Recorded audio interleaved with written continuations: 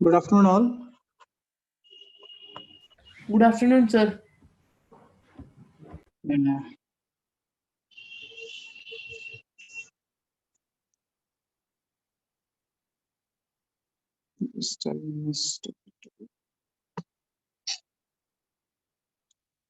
And, sir.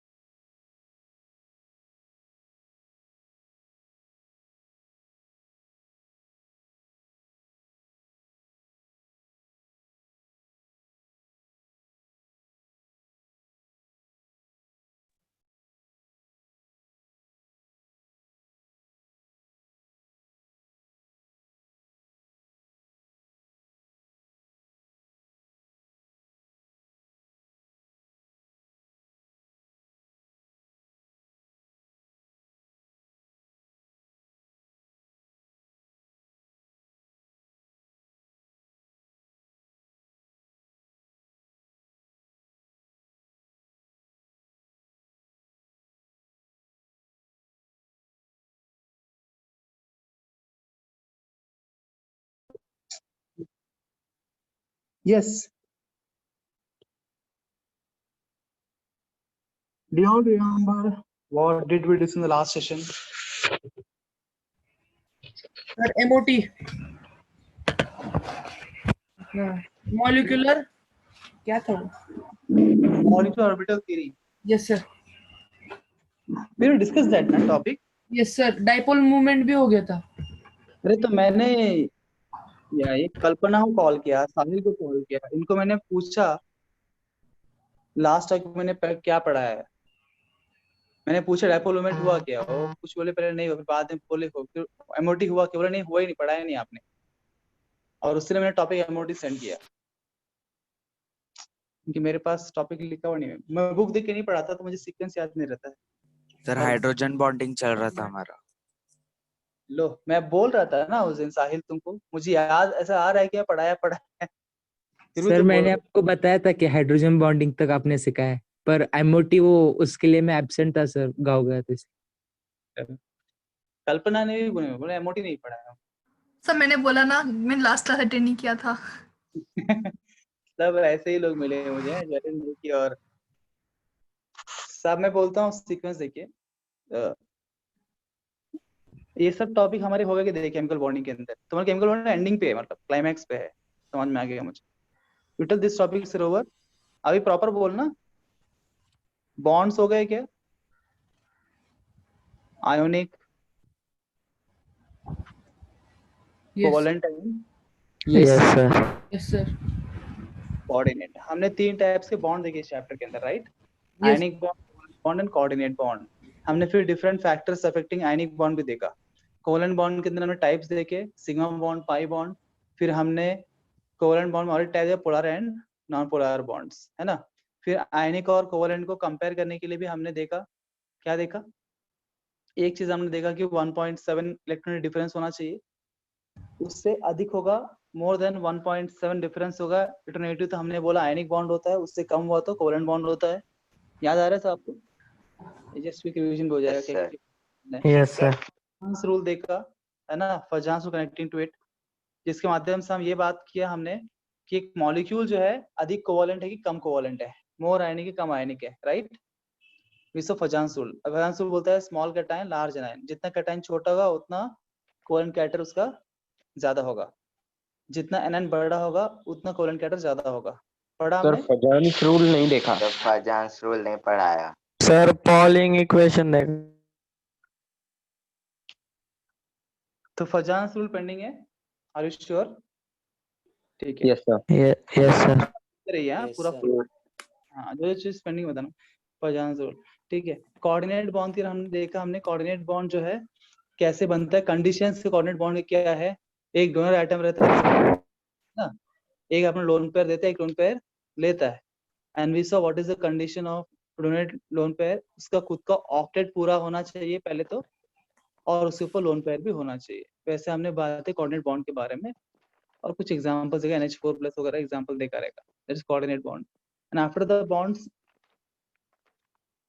one more topic was bond parameters. Bond parameters के अंदर bond order, bond bond length, bond angle, angle, bond enthalpy. Bond energy, bond enthalpy.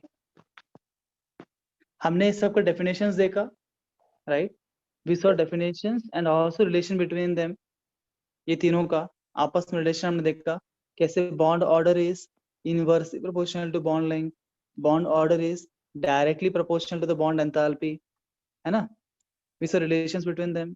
And फिर बाद में bond angle को हमने separately पढ़ाई किया, है ना? बॉन्ड एंगल पढ़ा सेपरेटली हमने। और बॉन्ड एंगल स्टडी करने के लिए हमने आपको पढ़ाया था हाइब्रिडाइजेशन।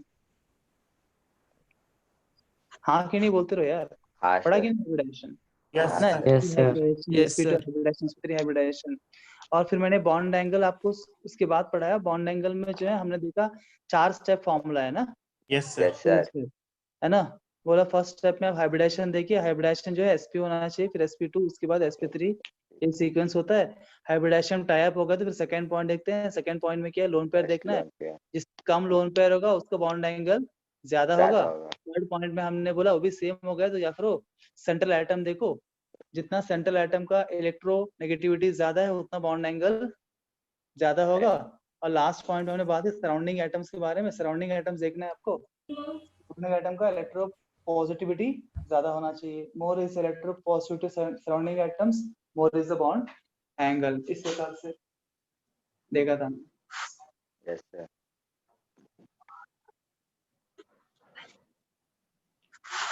है ना? इस प्रकार से हमने बॉन्ड एंगल देखा, करेक्ट? Yes sir. उसके बाद मैंने हाउ टू ड्रॉ स्ट्रक्चर सिखाया होगा। हाँ sir. How to draw Yes, sir. Structure, then central atom कैसे पहचानेगा स्ट्रक्चर के अंदर, है ना? कौन सेंट्रल एटम है, उसकी कंडीशन देखा हमने, 3 कंडीशन, है ना? कम संख्या में होना चाहिए, Yes, बड़ा sir. होना चाहिए, अधिक इलेक्ट्रो पॉजिटिव होना चाहिए, है ना? उसके बाद हमने ज्योमेट्री एंड शेप्स के बारे में बात किया होगा। Yes sir. Geometry and shapes, अलग अलग ज्योमेट्री और शेप के मॉलिक्यूल कैसे होते हैं वो हमने डिस्कस किया, with lone pair, without lone pair. इसके बाद हमने क्या डिस्कस किया, एमओटी किया, यस हाँ सर। सर। कि डायपोल मोमेंट, हाँ sir. MOT. Molecule Perfect. Orbital theory, bonding orbitals, anti bonding orbitals वगैरह डिस्कस किया हमने। उसके बाद हमने डिस्कस किया dipole dipole moment. Movement. Dipole movement के एमओटी के माध्यम से हमने क्या देखा, एमओटी में हमने देखा कैसे पहचाने कि मॉलिक्यूल पैरामैग्नेटिक है कि डायमैग्नेटिक है। फिर एमओटी से हमने ये भी देखा कि एक मॉलिक्यूल का बॉन्ड ऑर्डर हम कैसे निकालते हैं। फिर उसके लिए मैंने थ्योरी बताया आपको, शॉर्टकट्स भी दिया था। और डायपोल मोमेंट के लिए हमने ये देखा कैसे पहचानने का एक मॉलिक्यूल पोलर है कि नॉन पोलर है ना? डायपोल मोमेंट 0 है कि नॉन 0 है। उसके बाद जब डिफरेंट मॉलिक्यूल्स दे रहेंगे कैसे पहचाने किसका डायपोल मोमेंट कम ज्यादा है ना? Yes sir. ये बात डायपोल मोमेंट किया था। और उसके बाद हमने हाइड्रोजन बॉन्डिंग के बारे में डिस्कस किया, connecting dipole moment only. Ionic character के परसेंटेज। हाइड्रोजन बॉन्डिंग में 2 टाइप का बात हमने किया। कौन कौन सा हाइड्रोजन बॉन्डिंग, इंट्रा मॉलिक्यूलर और inter molecular hydrogen bonding. Is this the chemical bonding we saw till now, till date? Is there any other topic I thought you additionally जो मैंने अभी मेंशन नहीं किया, या फिर जो मेंशन किया उसने पढ़ाया नहीं, ऐसा कोई टॉपिक्स है apart from फजान्स रूल? भले ही आप में से कोई एक आध 2 जन बीच में अटेंड नहीं करते रहेंगे, पर बाकी अटेंड करते होंगे ना? अरे पर अटेंड नहीं भी किया तो अगले दिन लेक्चर तुम देखते नहीं होगे, फिर वीडियो लेक्चर, फिर वीडियो लेक्चर में फायदा क्या हुआ? Even if you are missing the live class, you should watch the video lecture. आपको पता ही नहीं क्लास में क्या टॉपिक्स हुए हैं क्या नहीं हुए। सर 1-2 क्लासेस के वीडियो लेक्चर्स नहीं है जहां तक मुझे पता है। ये सर लास्ट वीडियो लेक्चर नहीं, जो भी टॉपिक आपको लगता है वो टॉपिक का लेक्चर नहीं है ना? तो आप बताइए, अगर सच में मतलब रिकॉर्डिंग करप्ट हो गया होगा, ऐसा कुछ हुआ होगा ना?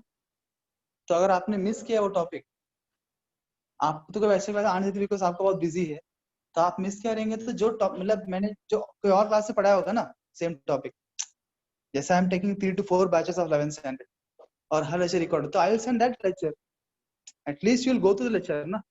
सर यूट्यूब पे सारे अपलोड है, मोहित सर बोल रहे हैं। हाँ, ही इज ऑलरेडी अपलोडेड, मतलब अपडेटेड है, पर क्या आप तो ध्यान दीजिए, नहीं तो आपको रिपोर्ट करना है बैक कि सर मेरा ये लेक्चर मिस हो गया, वो लेक्चर डाला है कि सर मोहित सर से बात कर लो, आप मोहित सर कोऑर्डिनेट विद मी, तो कुछ तो करो ना, ऐसे आप छोड़ नहीं सकते चीजों। बहुत इंपॉर्टेंट चैप्टर है केमिकल बॉन्डिंग, बहुत कंसेप्चुअल भी है, और एक बार के ऐसे 2-3 बार पढ़ना पड़ेगा तब जाके समझेगा ये चैप्टर पूरा ठीक से, है ना, उतना एफर्ट्स देना पड़ता है।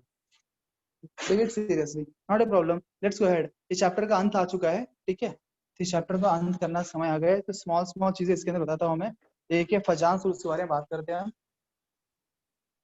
First we talk Fajans rule, chapter में नहीं हुआ, तो व्हाट इज फजांस रूल?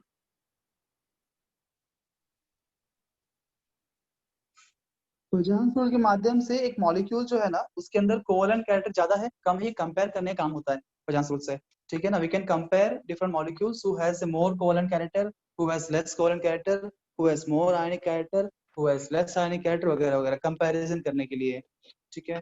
तो इसका सिंपल से फंडा आपको इतना ही याद रखना फजांस रूल का। स्मॉल कैटायन लिख लो, smaller is the cation, smaller is the cation and larger is the anion. Smaller is the cation, larger is the anion, more is the covalent character.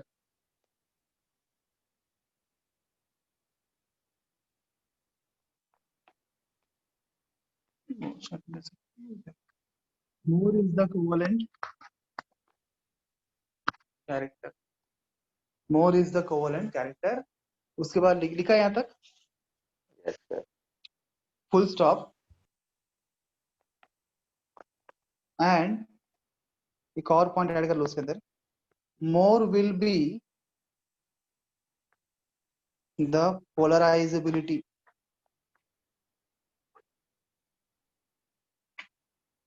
And more will be the polarizability. And more will be the polarizability. क्योंकि polarisability जो शब्द है, इसके ऊपर भी NEET JEE के अंदर questions पहले आए हैं, तो पोलराइजेबिलिटी को पता करने के लिए हम सेम रूल यूज कर सकते हैं। ये फजांस रूल के माध्यम से एक्चुअली हम बहुत सारे फंडामेंटल्स हमारे जो है ना, बहुत सारे क्वेश्चन सॉल्व हो जाते हैं। तो आगे हम देखेंगे जब हम एस ब्लॉक पढ़ेंगे, तो वहां भी इसी फजांस रूल को इस्तेमाल करूंगा मैं, सेम फजांस रूल इस्तेमाल करके और भी बहुत सारे फंडे हम सॉल्व कर सकते हैं। पर अभी इस वक्त जो है सिर्फ केमिकल बॉन्डिंग से कनेक्टेड जो बात है उतना ही हम करेंगे फजांस रूल से। तो इसने क्या बोला है, सर एक बार कैटायन कैसे स्टार्टिंग से रिपीट करो छोटा वो होना चाहिए, फजांस रूल वाला। क्या बोलूं? सर एक बार स्टार्टिंग से रिपीट करो वो फजांस रूल वाला। Smaller is the cation. Smaller is the cation, larger is the anion, more is the covalent character and more is the polarizability. सुनेंगे मतलब क्या, कैटायन छोटा होना चाहिए। एक उदाहरण के लिए, उदाहरण दूं, एग्जांपल दूं, जैसे यस सर। आपके पास है MgCl2 और NaCl, ठीक है ना, दो कंपाउंड है। अब किसी ने मुझे ये पूछ लिया कि इन दोनों कंपाउंड में से दोनों कंपाउंड में से मोर कोवेलेंट कंपाउंड कौन सा, ठीक है ना, मोर कोवेलेंट कंपाउंड कौन सा है। अच्छा, यहाँ पे कॉमन क्या बताइए दोनों में? Cl chlorine. एनायन कॉमन है ना, दोनों में एनायन कॉमन है। जो कॉमन है उसको हम छोड़ देंगे, हमें देखना जो अनकॉमन है। दोनों में डिफरेंट के, यहाँ पे कैटायन दोनों में डिफरेंट है। यहाँ पे कैटायन कौन है, Mg2+, यहाँ कैटायन क्या है, Na+। बताओ Mg2+ और Na+ में बड़ा कौन है, ये छोटा कौन है?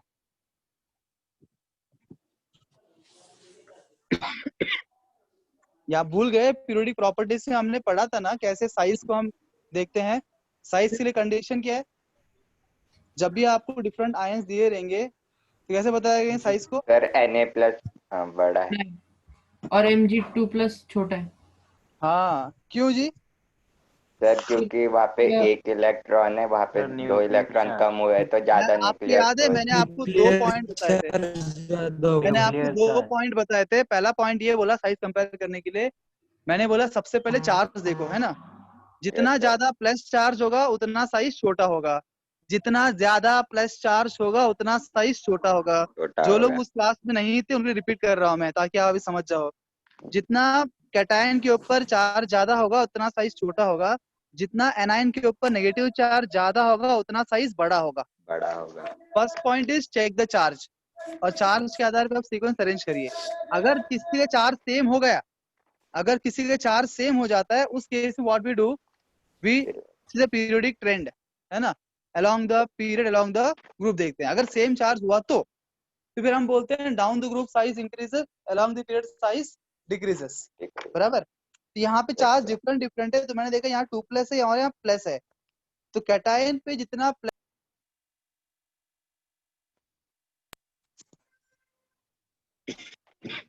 इसलिए हम समझते हैं कि Mg2+ साइज छोटा होगा Na+ से। ओके। पर सर इसके हिसाब से तो फिर नीचे वाले एलिमेंट से भी बड़ा हो जाएगा ना सर Na।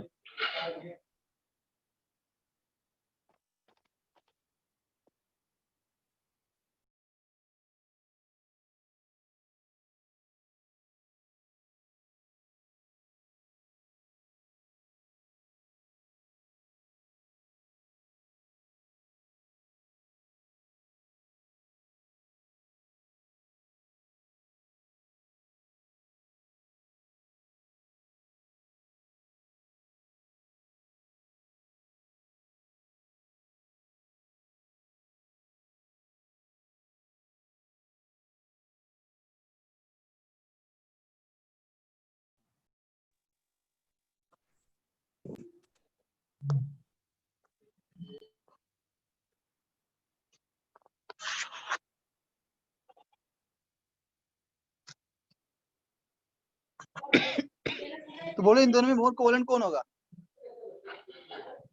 MgCl2 मोर कोवेलेंट है कि NaCl मोर कोवेलेंट है? सर बट वो साइज वाले रूल के हिसाब से Na तो फिर बेरियम 2+ से भी बड़ा हो जाएगा। नहीं, एक पुत्र अभी जो चल रहा है उसमें पहले बात करते हैं, उसको तरह कुछ ना बताऊं। पहले ये मुझे बताओ, इन दोनों में से मोर कोवेलेंट कौन होगा? फजांसुल क्या बोलता है? छोटा कैटायन मोर कोवेलेंट, है ना। छोटा कैटायन कौन सा है? Mg2+ है। तो Mg2+ is more covalent, Mg2+ compound more covalent होगा। हम बोलेंगे MgCl2 is more covalent than NaCl। या फिर अदर वे राउंड हम बात करें, we can say that NaCl is more ionic than MgCl2। Is this first point clear? Yes, sir. तो apply Yes, sir. Fajans, yes sir. How to apply Fajans rule पहले हम देख लेते हैं। फिर आपने जो पुत्र ने क्वेश्चन पूछा है ना, मुझे प्रश्न समझ में आ गया है, मैं आपको आंसर करूंगा। पहले ये पॉइंट पूरा क्लियर हो जाए, सब कंफ्यूजन हो जाएगा तो पीछे बात करूंगा तब। एक और एग्जांपल है, फॉर एग्जांपल आपको दिया है CaCl2 और BaCl2, ठीक है। बोला इन दोनों में मोर कोवेलेंट कौन है? Who is more covalent? Same question. बताइए यहाँ पे वापस, यहाँ अलग अलग कैटायन है, यहाँ पे Ca2+ है और यहाँ Ba2+ है। इन दोनों में बड़ा कौन है, छोटा कौन है? सर कैल्शियम छोटा है, बेरियम बड़ा है। या दोनों का चार्ज सेम हो गया ना, यहाँ पे चार्ज सेम हो गया। To see across the period and group, दोनों सेम ग्रुप के हैं, है ना। बेटा मांगे कार, स्कूटर, बाप राजी। कार, स्कूटर, बाप। तो कैल्शियम और बेरियम सेम ग्रुप के हैं। And down the group we know that size increases, down the group size increases. तो Ba बड़ा होगा Ca से, Yes, है ना। तो फजांसुल क्या बोलता है? जो कैटायन छोटा होगा उससे कंपाउंड मोर कोवेलेंट होगा। That's why CaCl2 is more covalent than BaCl2। किसी को शंका इस पर्टिकुलर फंडा के अंदर? no, sir. आपको क्वेश्चन दूं? हाँ, यस sir. सर।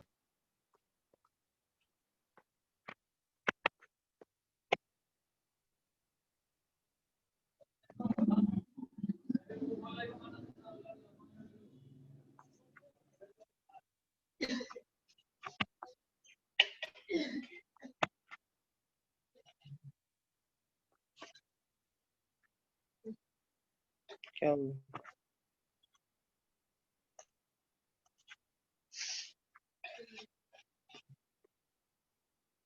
बताइए,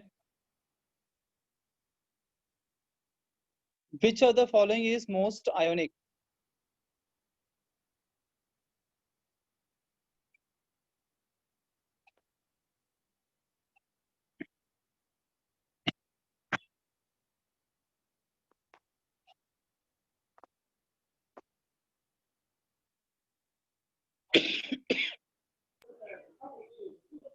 sir C. C. Yes sir. और बोला, बाकी लोग क्या बोलते हैं? Sir C. सी है। हाँ सर। क्या आपने क्वेश्चन में गौर किया? नो सर, सी नहीं है, आयनिक बोला है सबसे ज्यादा, तो मैंने LiC प्लस होगा। मैंने कोवलेंट नहीं बोला, मैंने क्या बोला? आयनिक बोला। मैंने एग्जांपल कोवलेंट सर का फिर दिया और बी। क्वेश्चन पूछा आयनिक का। Sir B. हाँ, आंसर क्या होगा? बी होगा, है ना? उसे ध्यान पूर्वक देखना चाहिए क्वेश्चन। तो यहाँ पे आयंस कौन कौन से? यहाँ Be2+ है, यहाँ पे Li+ है, यहाँ Al3+ है, Mg2+ है। सबसे छोटा कैटायन कौन सा? यहाँ पे सबसे पिद्दी कौन है? Al3+। Al3+। More is the plus charge, उतना छोटा साइज होगा। मतलब AlCl3 अगर क्वेश्चन पूछा तो मोस्ट कोवलेंट कौन सा है? ये मोस्ट कोवलेंट है ना? यस तो आप सर। कोवलेंट कहाँ से कर रहे थे? ये मोस्ट कोवलेंट है, पर मैंने पूछा मोस्ट आयनिक कौन सा है। तो जो सबसे LiC कम प्लस। कोवलेंट होगा वो मोस्ट आयनिक होगा। लेस कोवलेंट मोर आयनिक। लेस कोवलेंट कौन है? सबसे बड़ा कौन है? ये है, ये होगा more yes sir. Ionic. Ionic. Is the point clear to everybody? Yes sir. Yes sir. Yes sir.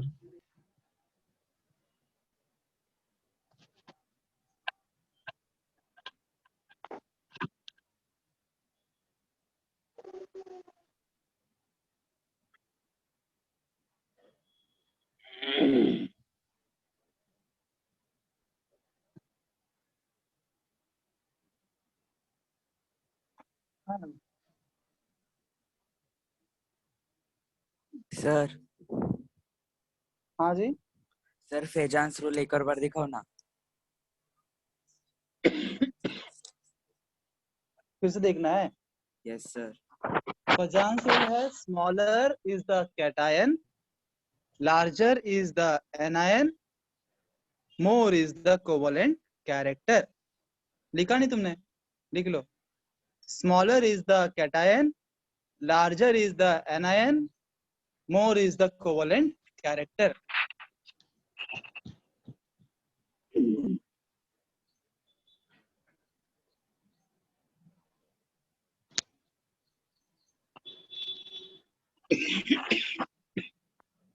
बताइए इस क्वेश्चन आंसर क्या होगा?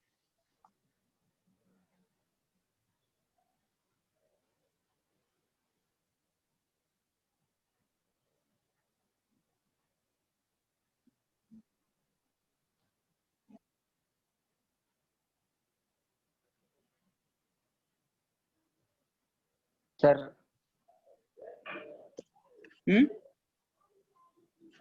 क्या आंसर है? समझ में नहीं आ रहा है सर। खोपड़ी के ऊपर जा सर रहा सी। है। सर सी। सर सी सी। सीसी। सी लग रहा है। सर मुझे ए लग रहा है। तुमको ए लग रहा है? कौन है तुम? प्रतीक। हाँ, प्रतीक। देखो सिंपल है जी। वापस से ये थोड़ा आपको ना तो प्रैक्टिस करना पड़ेगा और कुछ नहीं। पॉइंट एकदम क्लियर है, सिंपल फजांस रूल है। छोटा कैटायन बड़ा एनायन। मोर कोवलेंट बोलने के लिए अगर ओ सर कैटायन अच्छा कंपेयर समझ में करना आ है रहा है सर। तो देखना है कि छोटा कैटायन कौन सा है। अगर आपको एनायन कंपेयर करना है तो आपको देखना है कि बड़ा एनायन कौन सा है। अब सेकेंड प्रॉब्लम कहाँ आ सकता है? अगर आपको आयनाइज करते नहीं आ रहा है, क्या आप में से कोई मुझे बोल सकता है यहाँ पे एनायन कौन है? एनायन के चार्ज क्या है? ऑप्शन ए में एनायन कौन है और उसमें चार्ज क्या है? बताए कोई मेरे।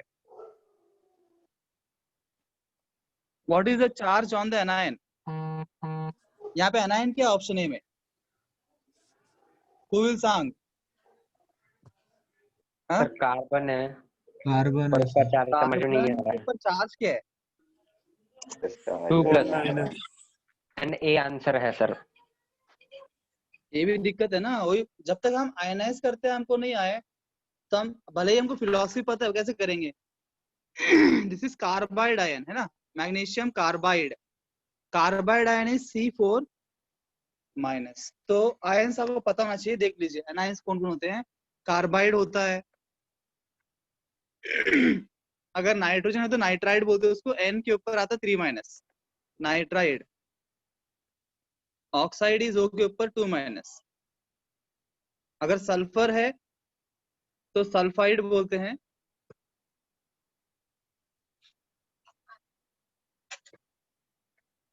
सल्फाइड इज S के ऊपर 2 माइनस। और जो हैलोजेंस होते हैं उनको हैलाइड्स बोलते हैं, उनके ऊपर सिर्फ -1 होता है।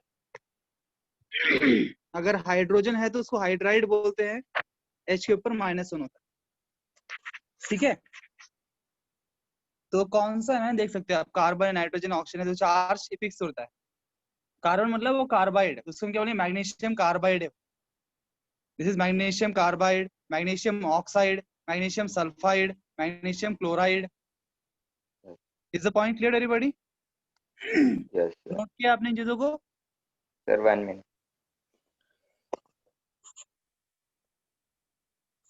सर हाँ जी। सर अब फजान रूल वापस एक बार रिपीट कर देंगे, नेटवर्क प्रॉब्लम था सर सच में। पेशेंस की परीक्षा ले रहे हो क्या? सर सर ने नहीं, कितना नेटवर्क प्रॉब्लम था। कभी कोई बोलता है, कभी फिर रिपीट कर, फिर रिपीट करो, कितने बार इतना बार रिपीट अगर तुमने सर किया बहुत होता है कोई टाइम है। स्टूडेंट ने, नहीं है सर। तुमको अभी तक याद हो गया होता यार। कोई बात नहीं, अथर्वसाठी वापस रिपीट करूंगा मैं, कोई टेंशन नहीं, पेशेंस बहुत ज्यादा है अपने अंदर। Smaller is the cation, smaller is the cation, larger is the anion, larger is the anion. Cation छोटा, एनायन बड़ा, छोटा कैटायन बड़ा एनायन, सिंपल। छोटा कैटायन बड़ा एनायन। हाँ, तो क्या, more is the covalent character, more is the covalent character, more is the polarisability, more is the covalent character, more is the polarisability. फिलहाल हम सिर्फ कोवेलेंट कैरेक्टर के बारे में बात कर रहे हैं। ठीक है सर। सर वापस रिपीट करिए ना अभी जो आपने लिखा है। क्या उत्तर? कार्बाइड नाइट्राइड वो नहीं समझा। क्या बोले? सर आपने जो अभी लिखा है ना स्क्रीन पे वो नहीं समझा। तुमको उसमें क्या समझना है जी? ये आयंस है, आयंस। ये आयंस जो है ना, आप लोगों को बेसिक में राड़ा है। ये फजांस को छोड़ देता हूँ फिलहाल, मैं आपको आयंस सिखाता हूँ। आपको पता है आयंस होते हैं, आयंस? Yes sir. आयंस जो चार्ज कैरी करते हैं ना, यस आयंस सर। दो टाइप के होते हैं, एक होते हैं कैटायंस और एक होते हैं एनायन। तो जो भी कंपाउंड आप देखते हो ना, वो किससे बना है? बेसिकली एक कैटायन और आयन से बना है, कैटायन और एनायन से बना होता है।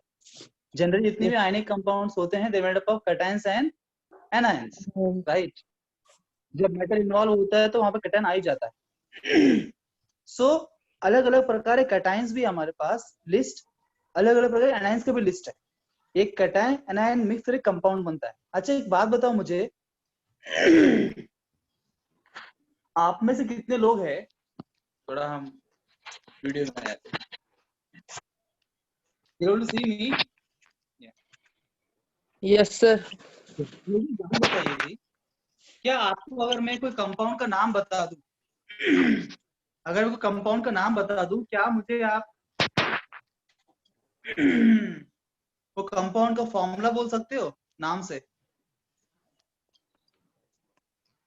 हाँ, सारे सारे कंपाउंड एनायनस का हो नाम जाते। बता दूं, क्या मुझे उस कंपाउंड का फॉर्मूला बोल सकते हो जी? Yes sir. हाँ किसको सर कॉन्फिडेंस सारे। है? Who is confident? Raise your hand, please. Sir 60%। लवकर हाथ ऊपर करो। अरे यस यस बोल रहे हो पर हाथ ऊपर नहीं कर रहे हो। सर लास्ट टाइम हम लोगों ने ये सब 9th क्लास में किया था ना सर, फिर वो थोड़ा कॉन्फिडेंस लो है। ओह 9th का भूल गए ना अभी। युगांश ने हाथ ऊपर किया। युगांश एक बात बताइए, युगांश जी बताइए what is the formula of sodium silicate? Yugansh, what is the formula of sodium silicate? हाँ जी, पता है कि नहीं पता है आपको? किसी नहीं और को सर। पता है फॉर्मूला क्या है? सर एक बार Any नहीं रिपीट पता करो। सर। या नो? क्या आंसर आप सभी का? नो। अच्छा, प्रोबेबली थोड़ा डिफिकल्ट गया वो, मैं कुछ इजी पूछता हूँ, है ना? व्हाट इज हाँ the sir. Formula of magnesium phosphate? MgPO4 थोड़ा ये तो फेमस है ना। MG what is the formula of magnesium phosphate? कौन बताएगा? Sir Mg3PO4 4 Mg3PO4 whole twice whole twice. Whole twice. अच्छा एक बात बताओ, जिसने ये फॉर्मूला बताया, क्या आप मुझे ये बोल सकते हो आपने ये फॉर्मूला ऐसा क्यों बताया? नहीं सर हम लोगों को कैटायंस और एनायंस के चार्ज याद है, हम लोग वो क्रॉस करके निकाल लेते हैं कंपाउंड। बराबर ना, बराबर ना, ये तो आप जानते हो ना। आपको कैटाइंस और एनाइंस के चार्ज ज्यादा है। आपने बोला सर मैग्नीशियम का जो है Mg2+ होता है और फॉस्फेट आयन क्या है PO4 3- होता है। 3-। देखो इसके फॉर्मूला को बताने के लिए आपको बेसिक कुछ पता होना था। क्या पता होना था? आपको पता होना था कि इस कंपाउंड के अंदर कैटायन कौन है और एनायन कौन है, और उस कैटायन और एनायन के ऊपर चार्जेस क्या है। ये आपने याद रखा कि लॉजिक कुछ है आपके पास इसके लिए? तो याद रखा है ना? तो कुछ जी। बातों को याद रखना पड़ता है, उससे ही आगे काम चलता है। तो आपको याद था ये कैटायन या एनायन है, फिर आपने कि 3 को यहाँ पे कर दिया, 2 को वहां पे कर दिया, और आपने बोला Mg3PO4 ट्वाइस। बराबर हाँ सर। है ना? उसी प्रकार से हर एक एनायन और कैटायन से याद रखना पड़ता है। जब भी मैं बोलूंगा कार्बाइड है, मुझे कार्बाइड चाहिए, कार्बाइड के लिए क्या है? Carbide is anion, carbide is C के ऊपर 4-। अब तुम मुझे ये पूछोगे ऐसा क्यों? रीजन भी है, ये कार्बन जो है जब भी आइड आता है तो एनाइंस होते हैं। कार्बन के आउटर मोस्ट में 4 इलेक्ट्रॉन्स है ना, 4 इलेक्ट्रॉन्स प्रेजेंट है, 4 और चाहिए उसको। अगर उसको एनायन बनाना ही है तो एनायन इस प्रकार से बनाया कि उसको ऑक्टेट पूरा हो जाए, इसलिए कार्बन 4 ले रहा है, उसका 8 हो जाएगा। नाइट्राइड इज N के ऊपर 3-। 3-। नाइट्रोजन के आउटर मोस्ट में 5 इलेक्ट्रॉन्स है, उसने 3 इलेक्ट्रॉन्स लिया तो ऑक्टेट पूरा हो, 3 लिया 3-। क्यों? ऑक्साइड O के ऊपर 2- है, 2-। ऑक्सीजन के आउटर मोस्ट में 6 इलेक्ट्रॉन्स है, 2 ले लिया और ऑक्टेट पूरा हो गया। सल्फाइड, सल्फर के भी आउटर मोस्ट में 6 इलेक्ट्रॉन्स है, 2 लिया ऑक्टेट पूरा हो गया। हाइड्राइड H-, हाइड्रोजन के आउटर मोस्ट में 1 इलेक्ट्रॉन है, 1 लिया डुप्लीकेट हो गया। क्लोराइड एक ही माइनस है, बिकॉज क्लोरीन के आउटर मोस्ट में 7 इलेक्ट्रॉन से 1 लिया 8 हो गया। Are you getting what I'm saying? But the point Yes, is you should know these anions. ये anions आपको पता होगा तभी वो कंपाउंड का नेम कर पाओगे आप। जैसे मैंने आपको Mg और कार्बन कंपाउंड दे दिया था, अब आपको पता नहीं भी कार्बन का चार्ज क्या है क्योंकि आपने पढ़ा नहीं है ना? हो सकता है कि पढ़ा आपने नहीं होगा। जो आपने एनायंस कैटायंस पहले पढ़े हैं वो आप तुरंत निकाल लोगे, जो आपने पढ़ा नहीं होगा कंफ्यूजन होगा तो लिख के दे रहा होता नहीं मैं आपको कुछ नहीं। जैसा मैंने आपको क्या पूछा, सोडियम सिलिकेट पूछ लिया, आपको सोडियम तो पता है ना Na+, तो प्रॉब्लम Yes, कहाँ आ रहा है आपको? सिलिकेट। सिलिकेट में आ रहा है। किसी ने सिलिकेट आयन क्या है हम जानते नहीं। क्या आप कार्बोनेट को जानते हो? हाँ sir. Yes sir. Yes sir. Carbonate को जानते हो? बताओ कार्बोनेट आयन क्या है? Sir -2। CO3 2-। Yes sir. CO3 2- is carbonate ion, बराबर है कि नहीं? Yes yes sir. सर। या अब बताओ, मैंने सिलिकेट बोला मतलब सिलिकॉन का कंपाउंड है वो, यस सर। ये भी Yes, sir. 8 और ऑक्सीजन से बनाता है। देखो कार्बन के बाद ग्रुप में कौन आता है? सिलिकॉन ही आता है ना। हाँ. कहे शिवजी सुनो पार्वती, तो अगर कार्बोनेट CO3 2 माइनस है तो सिलिकेट क्या होगा? SiO3 2 माइनस होगा। सिंपल सी बात है, लॉजिक। अगर कार्बोनेट CO3 2 माइनस है, सिलिकेट उसकी फॉलोअर है ना, SiO3 Yes, sir. 2 माइनस। अब कंपाउंड कैसे बन जाएगा? सोडियम कार्बोनेट कैसे होता है? Na2CO3, ये 2 इधर आ गया और 1 इधर चला गया। वैसे सिलिकेट का भी होगा, क्या होगा? Na2SiO3, ये होगा सोडियम सिलिकेट। क्या आपका शंका दूर हो रहा है? Yes, sir. Yes sir. Yes sir. हाँ जी। तो एनाइंस जो है ना, उसका भी लिस्ट पहचानना चाहिए आपको। I hope you know maximum anions, पर कुछ एनाइंस कभी कभी पढ़ते पढ़ते आ जाएगा, कुछ नए नए, तो उसको आपको अपने दिमाग में जो लिस्ट बनाया ना एनाइंस कैटाइंस का, उसमें ऐड करते जाने का, और कुछ नहीं, मेमोरी बेस्ड। हाँ, बहुत कहानी लंबी हो गई। हम कहाँ पे थे जी? हाँ, यहाँ पे इस केस में आपके पास ये कार्बाइड है C4 माइनस, यहाँ पे ऑक्साइड है 2 माइनस, सल्फाइड है इसके ऊपर 2 माइनस, और क्लोराइड है Cl माइनस। बताओ फजांस रूल के हिसाब से मोर कोवलेंट बोलने के लिए एनायन बड़ा होना चाहिए, छोटा होना चाहिए? बड़ा होना चाहिए। बड़ा होना चाहिए। और एनायन बड़ा होने के लिए Larger. माइनस चार्ज ज्यादा होना चाहिए, कम होना चाहिए? ज्यादा. ज्यादा। तो सबसे अधिक माइनस चार्ज कहाँ पे है? ज्यादा. G4 minus. G4C2. तो आंसर क्या Mg4. होगा? G4C2. Magnesium carbide. आपको एटम नहीं देखना है, ठीक है ना? एटम कभी देखना नहीं। नहीं है। मैंने आपको 3rd चैप्टर में ही बताया था, if you see atom you will confused. जैसे कि कुछ देर पहले हमारे एक मित्र पूछ रहे थे, कौन से मित्र थे वो? कौन था किसने पूछा क्वेश्चन? प्रतीक। प्रतीक ने पूछा। हाँ, यस सर। तो बोले सर अभी बेरियम देखो ना, आपने बोला Ba2+ और Na+ कंपेयर करेंगे, बराबर? प्रतीक यही था ना क्वेश्चन तुम्हारा? यस आप सर। बोले इससे बेरियम देखो ना कितना नीचे रहता है, बेरियम एकदम नीचे पीरियड टेबल के, मतलब उसमें बहुत सारे शेल रहेंगे, तो वो बड़ा Yes, होना sir. चाहिए एज कम्पेयर टू सोडियम जो ऊपर है। सोडियम 3rd पीरियड का है, जबकि बेरियम जो है 5th 6th पीरियड का है, तो बेरियम बड़ा होना चाहिए। मैंने क्या बोला? No, don't put logic. जरूरी नहीं है, बिकॉज साइज सिर्फ शेल पे डिपेंड नहीं होता है। एक एटम का, एक आयन का साइज सिर्फ शेल के ऊपर डिपेंड नहीं होता है, वो न्यूक्लियर चार्ज पे डिपेंड करता है। ये डिपेंड्स ऑन न्यूक्लियर चार्ज। मान लीजिए मेरे पास 2 ही शेल है, ठीक है ना? मेरे पास 2 ही शेल है। प्रतीक सुन रहे हो मेरी बात को? ये Yes, शंका sir. प्रतीक की थी, क्लियर कर रहा हूँ। इसके पास 2 ही शेल है, पर ऐसा है 2 शेल, इसके पास ना 10 शेल है,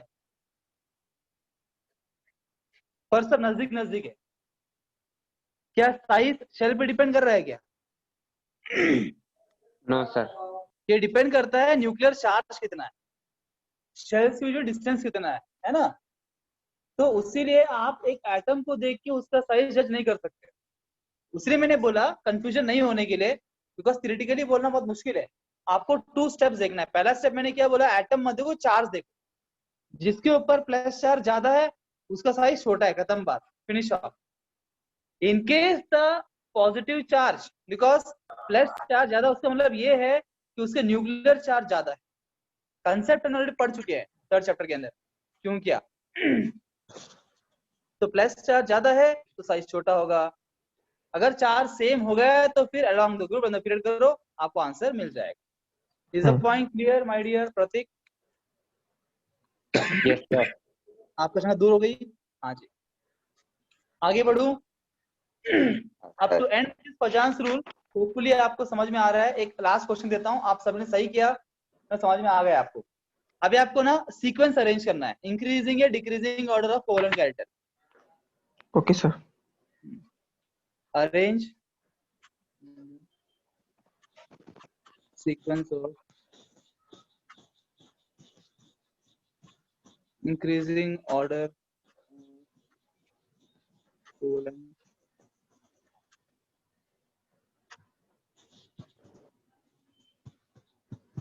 पहला क्वेश्चन,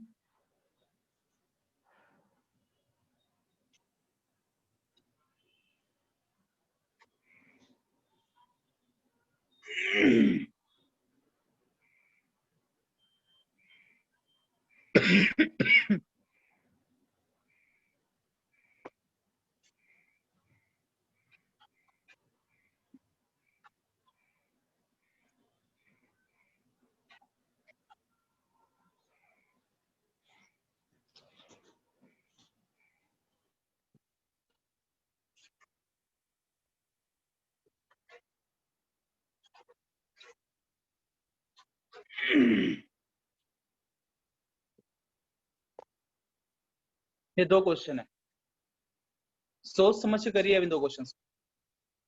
तो आपका कंसेप्ट क्लियर हुआ नहीं, वो समझ में आएगा।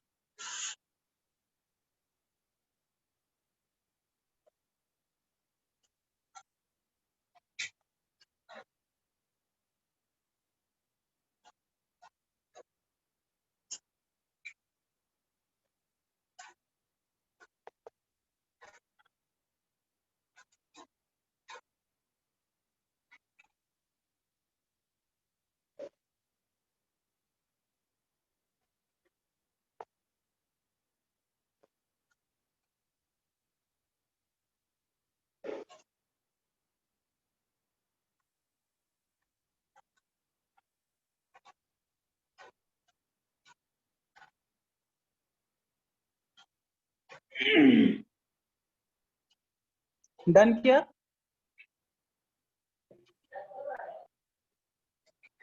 हाँ जी, yes sir.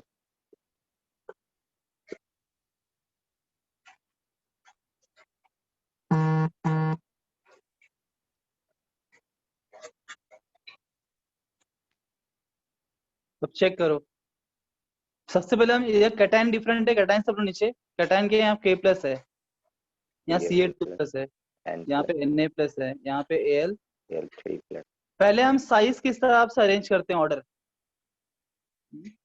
Increasing order of size. सबसे पिदी कौन है? Al3 plus.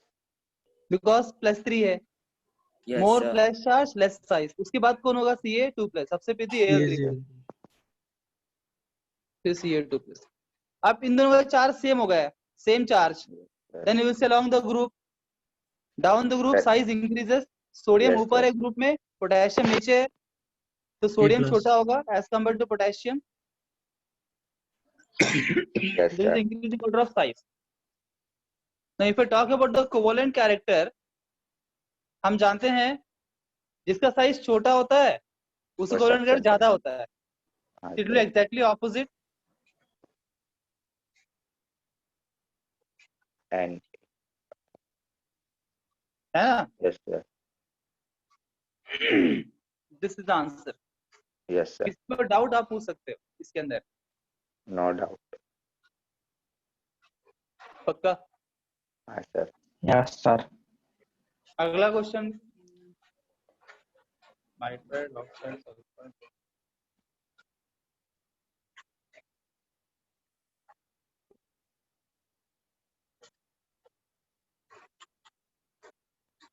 यहाँ नाइट्राइड है, ऑक्साइड, सल्फाइड, ब्रोमाइड। पहले हम साइज की बात करते हैं।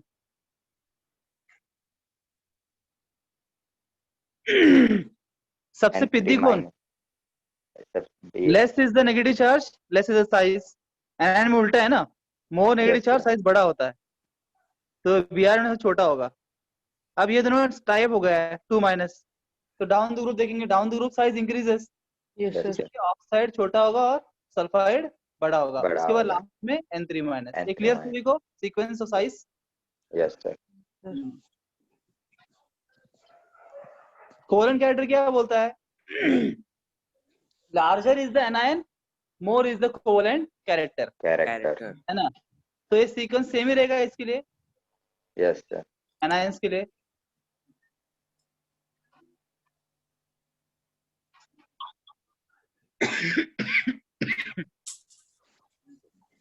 कोणाला काही शंका आहे तर तुम्ही विचारू शकतो। Sir. Yes, sir. Yes sir. Sir covalent character मतलब क्या है स्पेसिफिक में? माय गॉड, मेरे तुम नए हो क्या? New admission? No sir. हाँ। कौन हो तुम? वो कौन? तो नाम तो बताओ। सर शिवम। अरे शिवम पुत्र, सर मुझे भी यही डाउट है। कोवेलेंट बॉन्ड, आयनिक बॉन्ड सगळं संपलं, अभी चैप्टर खत्म होने को आया, क्लाइमैक्स, और तुम पूछ रहे हो पिक्चर में हीरो कौन है, हीरोइन कौन है? सर मतलब जितने भी कोवेलेंट प्रॉपर्टीज सब इंक्रीज मतलब ज्यादा रहेंगी क्या उसमें? देखो मैंने क्या बोला था आपको याद होगा शुरुआत में, जो हर एक बॉन्ड होता है ना, हर एक बॉन्ड में कोवेलेंट कैरेक्टर भी होता है और आयनिक कैरेक्टर भी होता है, समझे? हाँ Every वो bond डेल्टा has वाला both the ना। properties. Every bond has both the properties. Covalent as well as ionic. covalent as well as ionic. ठीक है? कोवेलेंट आयनिक दोनों होता है। जैसे मैंने एग्जांपल आपको दिया था, हर एक इंसान में अच्छाई भी होता है और बुराई भी होता है। वैसे हर एक बॉन्ड में कोवेलेंट कैरेक्टर भी, मतलब कोवेलेंट बॉन्ड कैरेक्टर भी होता है, आयनिक कैरेक्टर भी होता है, प्रॉपर्टी। पर अभी हम कंपेयर कर रहे हैं किसमें कोवेलेंट कैरेक्टर ज्यादा है, आयनिक कैरेक्टर ज्यादा है। जैसे आपको एक फॉर्मूला दिया था, आपको याद है? परसेंटेज आयोनिक कैरेक्टर के लिए, हाँ सर हाँ है ना? ये था परसेंटेज आयोनिक कैरेक्टर, बिकॉज हमको पता है कि वो जो बॉन्ड है वो 100% आयोनिक नहीं है, 60% आयोनिक कैरेक्टर होगा, 70 निकालना पड़ेगा। अगर आप निकालते हो percentage ionic character 60% ionic character, मतलब क्या? If it has 60% ionic character, does that mean that it has 40% 40% covalent character? Covalent character. Yes sir. Right? हाँ So अभी हम बेसिकली क्या, बिना निकाले वैल्यू, एक हाँ। तरीका ये होगा कि हम सभी का परसेंटेज निकाल ले, है ना, हर एक कंपाउंड का, फिर कंपेयर करें कौन मोर आयनिक कौन मोर कोवेलेंट। परंतु वो परसेंटेज निकालने के लिए क्या चाहिए आपको? दोनों एलिमेंट्स जो आपस में बॉन्ड बना रहे हैं उनका आपको चाहिए इलेक्ट्रोनेगेटिव ऑब्जर्व्ड और वैल्यू, हाँ है ना? ऑब्जर्व्ड और एक्स और एक्स भी चाहिए आपको उस फॉर्मूला यस के सर हिसाब से। पर वो यस तो सर दिया नहीं है ना क्वेश्चन में हमारे। हाँ अगर क्वेश्चन में हमको एक्स से एक्स की वैल्यू दिया नहीं है, फिर भी पूछ रहा है कि इसमें से मोर कोवेलेंट कौन है, मोर आयनिक कौन है, उसके लिए हम यूज करेंगे फजान्स। फजान्स एक टेक्निक समझ लो, एक टेक्निक जिसकी वजह से हम बिना वैल्यूज को जाने भी थ्योरेटिकली हम ये बोल सकते हैं। हम ये नहीं बोल सकते हैं कि ये बॉन्ड कोवेलेंट है कि आयनिक है, पर हम ये बोल सकते हैं उसमें कोवेलेंट प्रॉपर्टीज कंपेयर करके इन दोनों में से इसके अंदर आयन कैरेक्टर ज्यादा होगा, इससे कंपैरिजन में हम कंपेयर जरूर कर सकते हैं इस माध्यम से, ठीक है ना? Okay sir. Okay sir, thank you for understanding. Sir एक और डाउट था। हाँ पूछो सर, हम दूसरे के लिए बैठे सर वो टेस्ट के लिए रिवाइज कर रहा था ना, तो वो पेनिट्रेटिंग पावर का था ना सर, वो एसपीडीएफ सबशेल वाला। हाँ जी सर उतना एक बार एक्सप्लेन कर सकते हो क्या? तुम क्लास के अंत में पूछ सकते हो क्या ये क्वेश्चन? हाँ सर चलेगा ना। पहले मैं केमिकल बॉन्डिंग खत्म करता हूँ, उसके बाद आपका जो ये लास्ट वाला डाउट है क्लियर कर देंगे। चलेगा सर। ये फजान्स रूल था। अब देखो जब हमने एमओटी पढ़ा ना, यस सर। तो एमओटी के माध्यम से हमने बॉन्ड ऑर्डर निकालना सीखा। अब थोड़ा से मैं उसका हायर वर्जन के बारे में बात करता हूँ। यहाँ एक साथ मैंने बात नहीं की बिकॉज समझ में नहीं आएगा डर से, तो थोड़ा से जाते हैं हायर वर्जन में। मान लीजिए आपको मैं पूछता हूँ what is the bond order of O2 क्या करेंगे आप? यू इमीडिएटली यूज एमओटी का टेक्निक, बिकॉज हम जानते हैं कि एमओटी जो है डाई एटॉमिक मॉलिक्यूल से लागू होता है ना? It is applicable for diatomic molecules. ये डाई एटॉमिक है, भाई एमओटी यूज कर सकते हैं। दूसरा कंडीशन क्या था एमओटी के लिए? सर 20 ये जेड नीचे मस्ट होना बी चाहिए। अप टू 20, है ना? हाँ मैक्सिमम 20 तक होगा तो एमओटी यूज 20 करते हैं। देखते 20 के अंदर है क्या ये? O2 है मतलब सर, जेड 18 होगा 16 होगा, 16 ऊपर 2 प्लस मतलब 2 निकाल दिया तो 14 होगा इसका, जेड इज 14। अच्छा मैंने पूछा इसका बॉन्ड ऑर्डर क्या है? 3 आप तो बोलेंगे 3, बिकॉज आपको शॉर्टकट याद है ना? 14 के लिए क्या होता है? 3 होता है। 14 के लिए 3 होता है। इसके ऊपर जाओ या नीचे आओ तो 0.5 माइनस करना पड़ेगा, माइनस करना पड़ेगा। अच्छा अगर मैंने आपसे पूछा व्हाट अबाउट N2+, इसका बॉन्ड ऑर्डर क्या होगा? सर 20 से ज्यादा हो जाएगा। 13 होगा तो 2.5 Z क्या है? 13 है। 2.5 सर। Because 13, नाइट्रोजन में 7 2.5 इलेक्ट्रॉन, 2 नाइट्रोजन 14, ऊपर एक फ्लैश चार्ज, 14 में से एक इलेक्ट्रॉन निकाल दो, हो जाएगा 13, है ना? तो आप 14 नीचे जाएंगे, एक जाएंगे नीचे एक स्टेप, तो क्या करना, 0.5 कम कर देना है, गो डाउन 0.5 1 पे कम कर दो, 2.5 इज द बॉन्ड ऑर्डर, है ना? इस प्रकार से हमने क्वेश्चन सॉल्व किए थे। क्या सभी उस क्लास में थे? ऐसा कोई है जो उस क्लास में नहीं था? यस सर, हम मैं नहीं था। सर मैं नहीं था, लेकिन मैंने रिकॉर्डिंग दी थी। देख लिया ना, मतलब सबको आता तो है। Yes sir. ठीक है, तो अब उसका मैं कंटिन्यूएशन करने वाला हूँ, थोड़ा हायर वर्जन। मान लीजिए मुझे बोला है O3 और पूछा है what is the bond order of, question is what is the bond order, what is the OO bond order. Because आप जानते हो बॉन्ड ऑर्डर जब किसी ने पूछा है ना, it must be between 2 atoms. Bond order हमेशा 2 एटम के बीच में ही पूछ सकते हैं। पूरे मॉलिक्यूल में कितने बॉन्ड है उसको बॉन्ड ऑर्डर नहीं बोलते, 2 एटम के बीच में कितने बॉन्ड है उसको बॉन्ड ऑर्डर बोलते हैं। तो इस मॉलिक्यूल में OO बॉन्ड ऑर्डर कितना है पूछा है, क्या इसको आप MOT से निकाल सकते हो? नो। नो। क्यों? सर 3 है ना। 20। हाँ, बिकॉज ये ट्राई एटमिक मॉलिक्यूल है। MOT is applicable only for diatomic molecule. तो अगर इसको हम MOT से निकाल नहीं सकते हैं तो फिर कैसे करें, अगला कुछ नहीं उठता है ना? अगर ये MOT से पॉसिबल नहीं है तो हाउ शुड वी डू? अब देखो, ये बताने चक्कर में मेरे को अब बहुत कुछ बताऊंगा, साथ में ध्यान सुनना अभी, ध्यान से। क्लाइमैक्स केमिकल बॉन्डिंग का, उसके लिए अगर MOT से एप्लीकेबल नहीं होता है ना, तो हमारे पास एक ही पर्याय है, वो है ड्रॉ द स्ट्रक्चर। ठीक है ना, स्ट्रक्चर बना के बोलना पड़ेगा अपने को, और कोई पर्याय नहीं है। इसी के लिए पहले हमने उसे पढ़ा दिया, आप स्ट्रक्चर कैसे बनाने का वगैरह वगैरह सब हो चुका है। और उसके साथ साथ यहाँ कुछ और भी एक्स्ट्रा आएगा, देखते हैं। क्या आप O3 का स्ट्रक्चर बना सकते हो? Can you draw the structure of O3 oxygen? 1 2। अगर मान लीजिए मैं क्या करता हूं, बिकॉज आप जानते हैं कि ऑक्सीजन जो है 2 बॉन्ड बनाता है कम से कम। At any cost oxygen has to form 2 bonds, तभी उसका ऑक्टेट पूरा होगा। अगर आपने इन दोनों के बीच में 2 बॉन्ड बना दिया तो क्या ये बॉन्ड बना पाएगा? No sir. No sir, single bond होगा सर सब में। अगर मैं यहाँ सिंगल बॉन्ड बना दूं, 70 बोल रहा है, तो इसका ऑक्टेट पूरा होगा क्या? नहीं सर, नहीं होगा, और इसका ऑक्टेट से भी ज्यादा हो जाएगा, जो पॉसिबल नहीं है ऑक्सीजन के लिए, है ना? पर क्या मैं यहाँ पे कोऑर्डिनेट बॉन्ड बना सकता हूँ क्या? सोचो। हाँ सर, हाँ। शेयरिंग। क्योंकि जैसे इस ऑक्सीजन ने यहाँ 2 बॉन्ड बना दिया, इसका और इसका ऑक्टेट पूरा हो गया ना। Yes sir. और हम जानते हैं कि to form a coordinate bond octet पूरा होना चाहिए और उसके ऊपर लोन पेयर होना चाहिए। नहीं हो। इसका ऑक्टेट पूरा भी है और लोन पेयर भी है, इसके पास ऑक्सीजन के पास 2 लोन पेयर है, तो इसने अपना एक लोन पेयर डोनेट कर दिया, और इसके पास एम्प्टी ऑर्बिटल भी है। इसके आउटर में 6 इलेक्ट्रॉन्स थे, अब 2 इसको यहाँ से मिल गए, इसका 8 हो गए, ये भी कुछ ये भी कुछ। You must be clear with all the concepts of chemical bonding.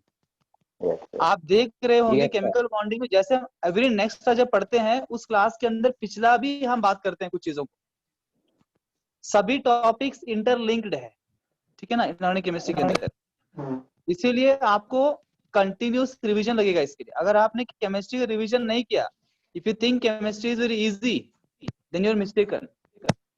It becomes easy and scoring if you revise every day. It will become the most toughest subject if you don't revise it and don't practice it. Chemistry आसान भी, difficult भी, depend है आपके ऊपर। तो coordinate bond का फंडा हमने पढ़ा था, उसका फंडा यहाँ पे यूज कर दिया। इस प्रकार से हम बना सकते हैं, ये एक पॉसिबिलिटी है बनाने का यूजिंग कोऑर्डिनेट बॉन्ड। ठीक है, अब जो है ना सर, मतलब शेयर करेगा बॉन्ड उससे एटम, इलेक्ट्रॉन मतलब कोऑर्डिनेट बॉन्ड कंसेप्ट याद है क्या? नो सर, याद नहीं आ रहा। वही मैंने बोला ना, अभी क्या बोल रहा हूँ वही बोल रहा हूँ, उससे दिक्कत हो रही है। अगर पीछे कंसेप्ट याद नहीं है, आप पढ़े नहीं, तो फिर आगे कंसेप्ट समझ में नहीं आएगा, बाउंसर हो जाएगा। कोऑर्डिनेट बॉन्ड अभी आपको याद याद है हमने कैसे पढ़ा था? कोवेलेंट बॉन्ड में क्या होता है, मैंने आपको कोवेलेंट बॉन्ड में क्या होता है, दो एटम है ना, एक का हाफ फील्ड ऑर्बिटल और एक का हाफ फील्ड ऑर्बिटल शेयरिंग करते हैं, है ना। इसका एक इलेक्ट्रॉन, उसका एक इलेक्ट्रॉन। जॉइंट अकाउंट याद है आपको? जॉइंट अकाउंट ऐसा बोला था मैंने। Yes sir. दो लोग है, मेरा 1 लाख रुपए, तुम्हारे 1 लाख रुपए, दोनों हमने डाली जॉइंट अकाउंट में। अब ये 2 लाख किसके हैं? 2 लाख मेरे भी तुम्हारे भी है। पहले 1 लाख रुपए 2 लाख हो गए अभी ना जॉइंट अकाउंट में। कोऑर्डिनेट बॉन्ड क्या है? एक एलिमेंट का, एक एटम का 2 लाख रुपए, दूसरे एटम का 0, कुछ भी नहीं, no investment. Joint account open कर दिया, तब क्या होगा? ये 2 लाख दोनों हो गए। तो एक एटम के पास चाहिए लोन पेयर, 2 इलेक्ट्रॉन चाहिए, और एक एटम के पास चाहिए एम्प्टी ऑर्बिटल, कुछ भी नहीं। तो ये वही 2 इलेक्ट्रॉन शेयर कर रहे हैं, शेयरिंग ही हो रहा है। कोवेलेंट बॉन्ड भी शेयरिंग है, कोऑर्डिनेट बॉन्ड भी शेयरिंग है, पर ये अंतर है, कोवेलेंट बॉन्ड में इक्वल कंट्रीब्यूशन है, तुम्हारा भी 1 इलेक्ट्रॉन, मेरा भी 1 इलेक्ट्रॉन शेयर करते हैं। पर कोऑर्डिनेट बॉन्ड में अनइक्वल कंट्रीब्यूशन है, एक एटम का 2 इलेक्ट्रॉन और एक एटम का 0 इलेक्ट्रॉन। ये इसको इसीलिए कोऑर्डिनेट बॉन्ड को हम कोऑर्डिनेट कोवेलेंट बॉन्ड भी बोलते हैं। Is the point clear?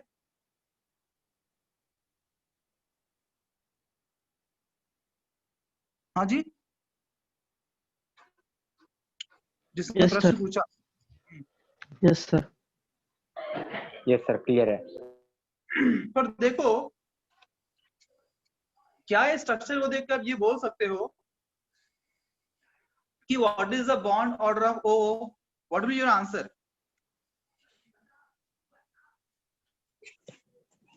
Sir 2.5।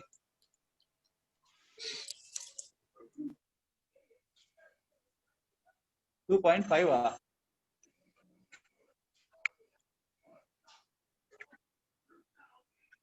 ये 2 एटम के बीच में ओ ओ, क्वेश्चन है ओ ओ बॉन्ड क्या है? सर ये 3। ओ और ये ओ के कितने बॉन्ड है? 2 बॉन्ड है ना। ये ओ और ये ओ के कितने बॉन्ड है? एक ही बॉन्ड है। एक। अब कंफ्यूजन है भाई, मैं 1 बोलूंगी 2 बोलूं, 1 बोलूंगी 2 बोलूं, कंफ्यूजन। जब भी सर ऐसी परिस्थिति 1.5 बोल आती दो। है। हाँ जी, सर 1.5 बोल दो। तुम्हारा जवाब बिल्कुल सही है जी, भले ही तुम्हारे पास कंसेप्ट ना हो, पर जवाब तो बिल्कुल सही है। तुमको सिलेक्शन जरूर है तुम्हारा, तो सिलेक्शन होने के लिए कंसेप्ट जरूरत नहीं है। सर क्यों हुआ? पर हम देख भी लेते हैं भाई, बिकॉज ये क्वेश्चन ठीक है, हर क्वेश्चन सॉल्व होना चाहिए। लेट्स लॉजिकली हम लास्ट में करने वाले हैं, मैं कंसेप्ट बता देता हूँ, समझ सके तो समझ लो, शॉर्टकट तो है ये, लास्ट में यही काम करना है। अब देखो एक बात याद रखना कि जब भी आपको बॉन्ड ऑर्डर पूछे इस प्रकार से क्वेश्चन आए एग्जाम में, और वो आपका एमओटी से सॉल्व नहीं हो रहा है, तो पहला पॉइंट मैंने क्या बोला, अगर वो एमओटी से सॉल्व नहीं हो रहा है, उसका मतलब क्या करना पड़ेगा? स्ट्रक्चर बनाना पड़ेगा। स्ट्रक्चर बना के ही बोलना पड़ेगा, ठीक है। वो पहला मुद्दा दिमाग में बार बार रिपीट करें इन चीजों को, ना तो नहीं होगा। जो एमओटी से सॉल्व नहीं होता है उसके लिए स्ट्रक्चर बनाना पड़ेगा। अब स्ट्रक्चर बनाते वक्त भी कुछ बातों को ध्यान में रखना है हमें। वो स्ट्रक्चर, ये जो हमने कोऑर्डिनेट बॉन्ड का इस्तेमाल किया ना, ये अलाउड नहीं है। ये स्ट्रक्चर बराबर बनाया है मैंने, स्ट्रक्चर बराबर है, पर बॉन्ड ऑर्डर को बताने के लिए कोऑर्डिनेट बॉन्ड वाले कंपाउंड्स पे अलाउड नहीं है, वैसे क्वेश्चंस आते भी नहीं है, और वो अलाउड भी नहीं टेक्निकली जो है, बिकॉज जिस वक्त ये सब कंसेप्ट दिए गए थे उस टाइम कोऑर्डिनेट बॉन्ड कंसेप्ट नहीं था, ठीक है ना। उस टाइम लुईस स्ट्रक्चर्स थे सिर्फ कोवेलेंट बॉन्ड, आयनिक बॉन्ड ही पता था, तो उसके आधार पे सब थ्योरी बने हुए हैं। कोऑर्डिनेट बॉन्ड उस टाइम नहीं था, इसलिए वो बोलते हैं कि जो हमने इस हिसाब से बताया उस हिसाब से करने का। आप बस कोवेलेंट बॉन्ड ले सकते हो, कोऑर्डिनेट बॉन्ड नहीं ले सकते। अब आप क्या दिक्कत क्या है भाई, O3 में अगर मैं कोवेलेंट बॉन्ड लेता हूँ, दिक्कत क्या आती है, पॉसिबल नहीं हो रहा है ना। और एक बॉन्ड कैसे बनाऊंगा, लॉजिकली सही नहीं है। क्या हम लॉजिकली फिट कर सकते हैं क्या उसको? अगर मैं इस ऑप्शन के एंगल ऊपर बन डाल दूं जाएगा। Plus charge,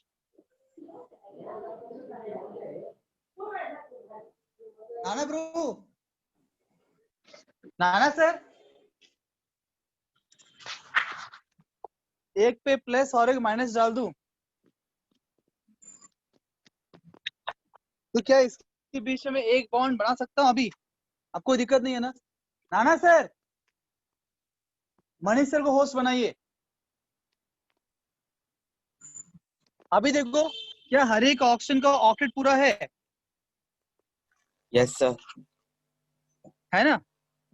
yes sir. अगर मैं इसको ऑप्शन 1, ऑप्शन 2, ऑप्शन 3 मान लेता, ऑक्सीजन 1 के आउटर मोस्ट शेल में 6 इलेक्ट्रॉन्स थे, उसने 2 बॉन्ड बनाया, 8 हो गए।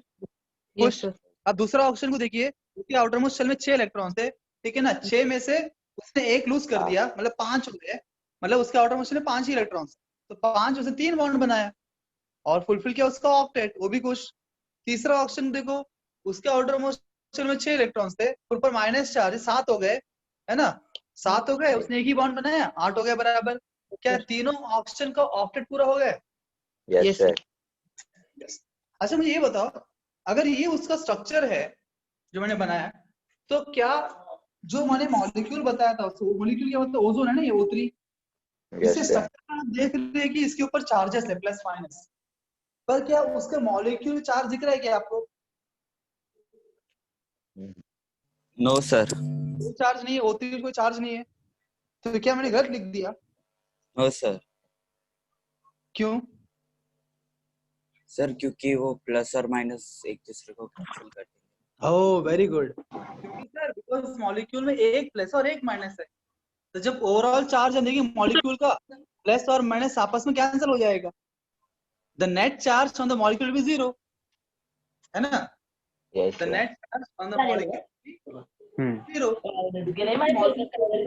आपको नहीं दिख रहा है, नेट चार्ज मॉलिक्यूल लिखते हैं ना, उस मॉलिक्यूल के ऊपर जो है नेट चार्ज आता है, जो कि 0 हो गया, उसका मतलब ये स्ट्रक्चर बिल्कुल बराबर है। अब जब आपने इस प्रकार से बना दिया इस स्ट्रक्चर को, अब हम वापस सोचते हैं उस क्वेश्चन के बारे में जहां उसने मुझे पूछा इसके बॉन्ड ऑर्डर क्या है इस मॉलिक्यूल। अब यहाँ देख रहे हैं आप, यहाँ 2 वापस यहाँ पे 1 है, 2 आंसर पॉसिबल नहीं है। अब एक और बात दिमाग नोट करिए, ध्यान पूर्वक सुनिए मेरी बातों को, ठीक है ना? एक और बात खोपड़ी के अंदर डालिए, जब भी एग्जामिनेशन में ऐसा कोई क्वेश्चन आए, मॉलिक्यूल जहां पे एमओटी से नहीं होता है, तो 100% गारंटी आप समझ जाना, there will 2 cases possible, 2 case possible है उसके अंदर, है ना? ऐसे मॉलिक्यूल्स जो एमओटी को फॉलो नहीं करते हैं, तो फिर वो मॉलिक्यूल ये दोनों में से कोई एक केस के अंदर बैठेगा। केस 1 ये हो सकता है जिसका भी उसने बॉन्ड ऑर्डर पूछा है, अगर मल्टीपल बॉन्ड उसके अंदर है, फॉर एग्जांपल CO2, तो CO2 इस प्रकार से होगा, उसने बोला CO बॉन्ड ऑर्डर क्या है, तो यहाँ भी CO2 होगा, यहाँ भी CO2 है, तो आंसर क्या है? आंसर 2 है। सभी जगह पे इक्वल नंबर ऑफ बॉन्ड्स हैं, जितने भी CO बॉन्ड्स रहेंगे उस मॉलिक्यूल में, वो सभी CO के बीच में इक्वल नंबर ऑफ बॉन्ड्स होंगे। केस 1 ये पॉसिबिलिटी है, तो फिर जो आपको बॉन्ड्स दिए है उतना बॉन्ड लिख देंगे। केस 2 जब हमने लिया, वहां पे अनइक्वल नंबर ऑफ बॉन्ड्स है, इसमें क्या है, यहाँ पे सब इक्वल नंबर ऑफ बॉन्ड्स है, यहाँ पे अनइक्वल नंबर ऑफ बॉन्ड्स है, जहाँ कंफ्यूजन क्रिएट हो रहा है, क्या बोले 1 बोले 2 बोले, ये सेकेंड पॉसिबिलिटी है। तो ये ऐसा क्वेश्चन आया तो इजी है, स्ट्रक्चर बनाया, देखा भैया यहाँ भी 2 है, यहाँ भी 2, आंसर 2 है, बिकॉज कोई भी CO का आंसर बता दो, एक ही बात हुआ। पर प्रॉब्लम तब जब अनइक्वल नंबर ऑफ बॉन्ड्स होंगे, जब अनइक्वल नंबर ऑफ बॉन्ड्स होंगे तो समझ जाना यहाँ पे एक नया कंसेप्ट इंट्रोड्यूस हो रहा है, कॉल्ड एज रेजोनेंस। उस मॉलिक्यूल में क्या हो रहा है? रेजोनेंस हो रहा है। जब भी ऐसे अनइक्वल नंबर ऑफ बॉन्ड्स आ जाए, समझ जाना वहां पे क्या हो रहा है? रेजोनेंस हो रहा है। आई होप आपको बाउंसर नहीं हो रहा है सर अनइक्वल वाला थोड़ा स्लो जाए, कोई दिक्कत नहीं, पर समझ के लीजिए, केमिकल बॉन्डिंग कंसेप्चुअल है। वापस रिपीट करता हूं मैं, थोड़ा बाकी लोग भी इंटरेक्ट करिए, समझ में आएगा। For better understanding always interact.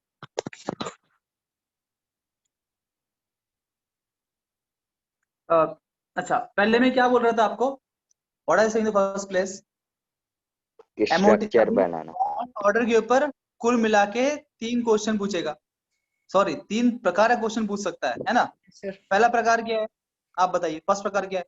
Diatomic. MOT diatomic होगा, उसका it will be applicable for MOT, है ना। सर।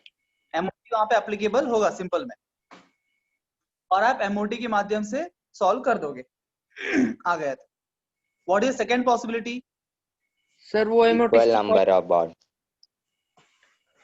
सेकंड पॉसिबिलिटी ये है कि एमओटी को लागू नहीं होगा, हाँ जो एमओटी फॉलो नहीं करेगा वो सेकंड पॉसिबिलिटी। एक तो एमओटी फॉलो करेगा या नहीं करेगा, करेगा तो कोई दिक्कत नहीं, नहीं करेगा फिर 2 पॉसिबिलिटी है ना।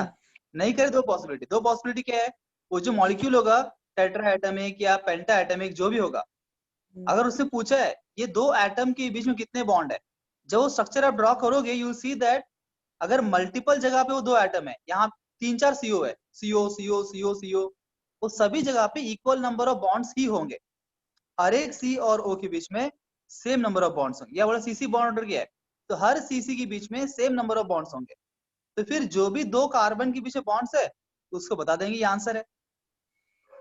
दूसरा केस क्या है कि भाई उसने सीसी बॉन्ड ऑर्डर पूछा है, सीओ बॉन्ड ऑर्डर पूछा है, परंतु ये सीसी जो उसके अंदर मल्टीपल सीसी बॉन्ड्स है वो सब जगह इक्वल नंबर ऑफ बॉन्ड्स नहीं है, अनइक्वल नंबर ऑफ बॉन्ड्स है। इन दैट केस अगर अनइक्वल नंबर ऑफ बॉन्ड्स है तो आपको समझना है कि वहां पे हो रहा है रेजोनेंस। अब रेजोनेंस क्या वो अलग बात है, बात करेंगे अभी हम, तो समझना क्या है आपको, वहां पे क्या हो रहा है, रेजोनेंस कुछ तो भी हो रहा है, क्या है, रेजोनेंस हो रहा है। अगर ऐसा केस आ गया वहां पे क्या हो रहा है, रेजोनेंस हो रहा है। कुछ चीजों को प्लीज समझिए और याद रखिए, आगे मत बढ़ जाइए, उसके बाद समझाऊंगा मैं। यहाँ तक क्लियर सभी को? Yes sir. Yes sir. दिमाग के अंदर बैठा आपका? Yes sir. मैं सिर्फ आपको ना थ्योरेटिकल अप्रोच से नहीं पढ़ा रहा हूँ, किताब में जो दिया है टकाटक पढ़ा दिया तो वो अलग बात, तो probably it is more easier to understand for you also अगर मैं किताबी भाषा में पढ़ाऊंगा टू द पॉइंट, परंतु आपको ना एप्लीकेशन पॉइंट ऑफ व्यू पढ़ना है, क्योंकि मैं थ्योरी पढ़ा दूंगा पर सॉल्व भी होना चाहिए ना। You have to see application point of view, examination point of view. जो तो दिक्कत जा रही होगी आपको, पर कोई दिक्कत नहीं है, मुझे रिपीट करूं 10 बार। अब क्वेश्चन ये उठता है कि रेजोनेंस क्या है ना। अब क्वेश्चन ये उठता है कि रेजोनेंस क्या है,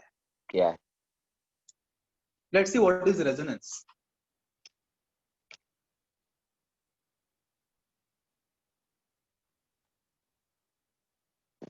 रेजोनेंस जो टॉपिक है ये हमारे ऑर्गेनिक केमिस्ट्री के अंदर डिटेल में, जिसके ऊपर कम से कम 4 से 5 लेक्चर मिनिमम समझाने के लिए लगते हैं।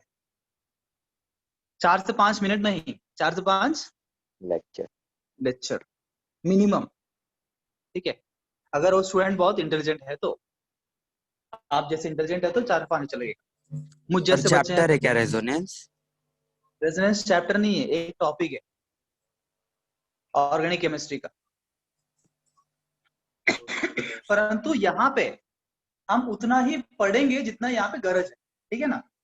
सिर्फ ये केमिकल बॉन्डिंग को पूर्ता ये क्वेश्चन सॉल्व करने की इतना गरज है इनऑर्गेनिक केमिस्ट्री के हिसाब से, उतना ही बात करने वाला हूँ। डिटेल्ड वर्जन इसका ऑर्गेनिक केमिस्ट्री के अंदर, वहां बात करेंगे।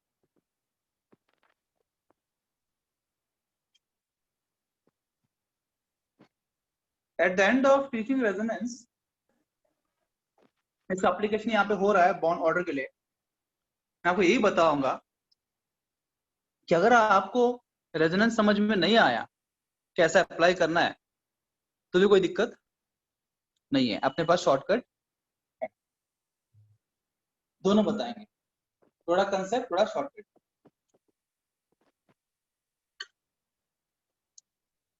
रेजोनेंस का बेसिक मीनिंग है डिस्ट्रीब्यूशन ऑफ चार्ज,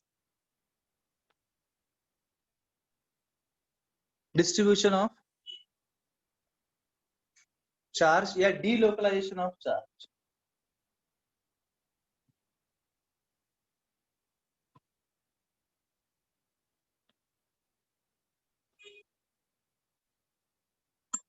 एक बात बताइए, अगर कोई मॉलिक्यूल में चार्ज का डीलोकलाइजेशन हो जाए या चार्ज का डिस्ट्रीब्यूशन हो जाए तो मॉलिक्यूल की स्टेबिलिटी बढ़ेगी घटेगी? मुझे पहली बात आप सर बढ़ेगी। Delocalization of charge. हाँ सर, एक कंसंट्रेशन से हटा के सब में डिस्ट्रीब्यूट कर। हाँ, डीलोकेट होना, डिस्ट्रीब्यूट, सब जगह घूम रहा है चार्ज। यस एक मॉलिक्यूल है ये चार्ज कभी यहाँ आता है, कभी यहाँ से यहाँ आ गया है, कभी यहाँ आ गया है, कभी यहाँ आ गया है ना। It keeps on moving everywhere. जैसे बेंजीन रिंग पता है आपको? Benzene, yes sir. जो बेंजीन मॉलिक्यूल है, 3 पाई बॉन्ड्स रहते हैं, ऑल्टरनेट पाई बॉन्ड्स। ये पाई बॉन्ड स्टैग्नेंट नहीं होते। ये जो पाई इलेक्ट्रॉन का चार्ज है ना, दे कीप ऑन मूविंग। इसीलिए बेंजीन को बहुत जगह आपने देखा होगा ऐसा बनाया रहेगा, you see benzene ring like this. ये गोल का मतलब क्या पता है कि ये पाई बॉन्ड जो है स्टैग्नेंट नहीं है, घूमते रहते हैं। ये 3 बार अभी यहाँ पे है ना, तुरंत फिर कुछ मिली सेकेंड्स के अंदर ये पाई बॉन्ड अपना पोजीशन बदल लेते हैं, यहाँ आ जाते हैं, फिर ये बन जाता है, फिर ये, फिर ये, फिर ये, फिर ये, फिर ये, फिर ये, ऐसे दे keep on moving like this. तो ये गोल बनाते हैं, अंडा बनाते हैं बीच में बेंजीन के। तो यहाँ पे बेंजीन में रेजोनेंस होता है। अच्छा मुझे बात बताइए, इस प्रकार से चार्ज का डीलोकलाइजेशन होने से, डिस्ट्रीब्यूशन होने से कंपाउंड का स्टेबिलिटी बढ़ेगा कि घटेगा? बढ़ेगा सर। बढ़ेगा। बढ़ेगा। तो बताइए क्यों बढ़ेगा?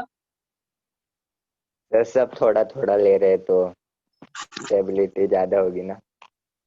बढ़ेगा तो क्यों बढ़ेगा?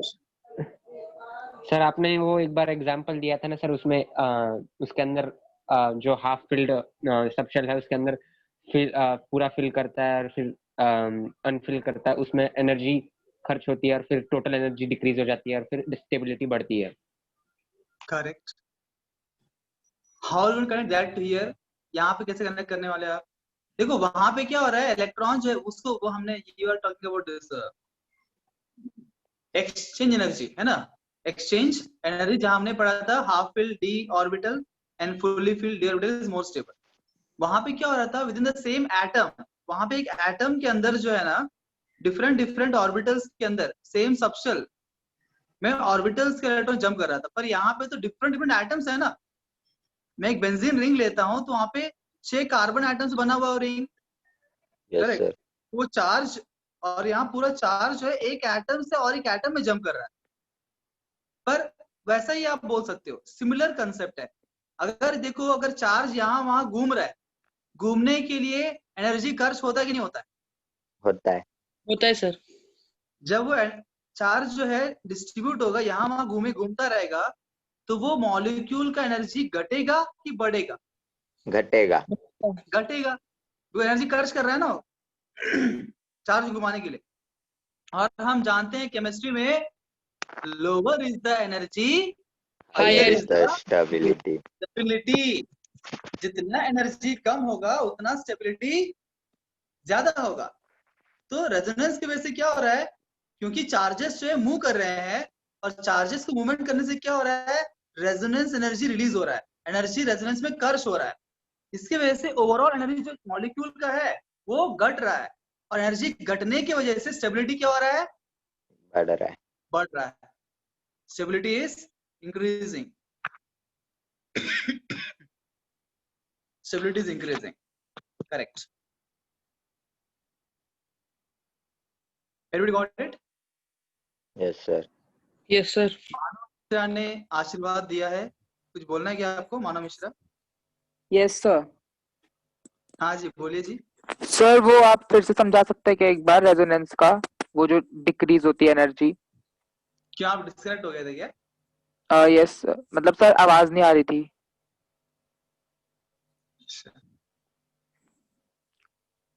पुणे में इतना नेटवर्क इशू है क्या?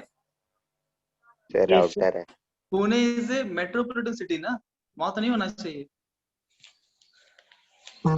या फिर जिस एरिया में आप रहते हो वहां प्रॉब्लम है? सर लाइट चली गई थी तो वाईफाई बंद हो गया था। ओके, वाईफाई का तो दिक्कत होती है, मेरी भी दिक्कत होती है वाईफाई। ठीक है, सुनिए जी, क्या नाम था आपका? पहली बार देखा आपको मैंने। मानव।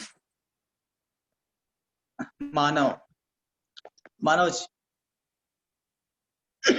रेजोनेंस का मतलब होता है डिस्ट्रीब्यूशन ऑफ चार्ज, ठीक है ना, या फिर डीलोकलाइजेशन ऑफ चार्ज। चार्ज जो है डीलोकेट करता है एक एटम से और एक एटम के ऊपर, ये एटम से ये एटम के ऊपर, वो एटम से वो एटम के ऊपर। डीलोकलाइजेशन, डीलोकेट समझते हो ना, डीलोकेट करना है ना। मैं जैसा, आप आर्मी वाले बहुत सारे, तो आप तो बहुत अधिक डीलोकेट करते रहेंगे, आपके पेरेंट्स है ना, पापा एटलीस्ट, उनका sir. ट्रांसफर होता रहेगा ना, यहाँ से वहां से वहां ट्रांसफर होता रहता है। तो क्या हो रहा है, डीलोकलाइज हो रहा है ना। डीलोकेट मतलब क्या, एक पोजीशन और एक पोजीशन और एक पोजीशन और एक पोजीशन डीलोकलाइज हो रहे हैं। तो जब ये इलेक्ट्रॉन्स जो है, चार्जेस जो है, ऐसे डीलोकलाइज हो रहा है एक मॉलिक्यूल के अंदर, तो क्या एक चार्ज को डीलोकलाइज करने के लिए एनर्जी रिलीज करना पड़ता है क्या? खर्च होता है क्या yes energy? Sir, yes sir. खर्च हो रहा है। अगर एक मॉलिक्यूल का एनर्जी खर्च हो रहा है, मतलब एनर्जी कट रहा है उसका। और देखिए, केमिस्ट्री का अंडरलाइंग प्रिंसिपल जो है, जो हम स्टार्टिंग से बात करते आ रहे हैं, वो क्या है, जितना एक मॉलिक्यूल में, एटम में, ऑर्बिटल में, किसी के अंदर भी जितना एनर्जी कम होगा, उतना उसकी स्टेबिलिटी ज्यादा होगा।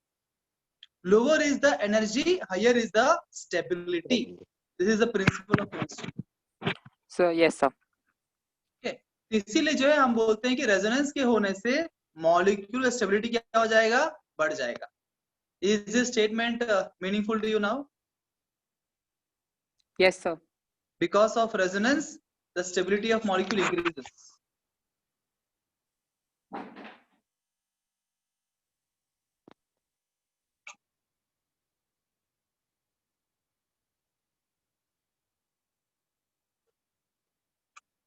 Stability of molecule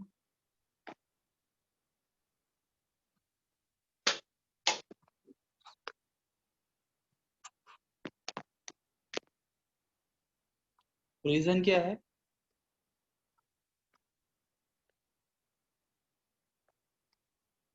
During resonance,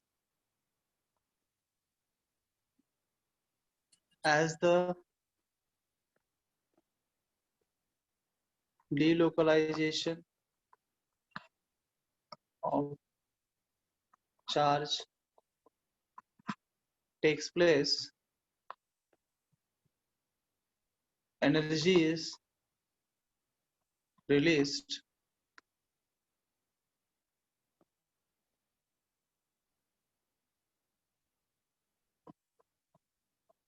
thereby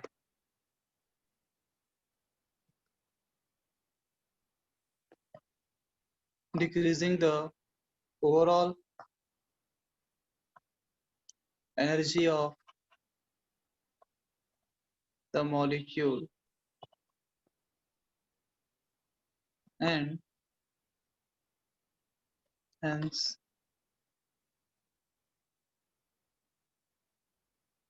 increasing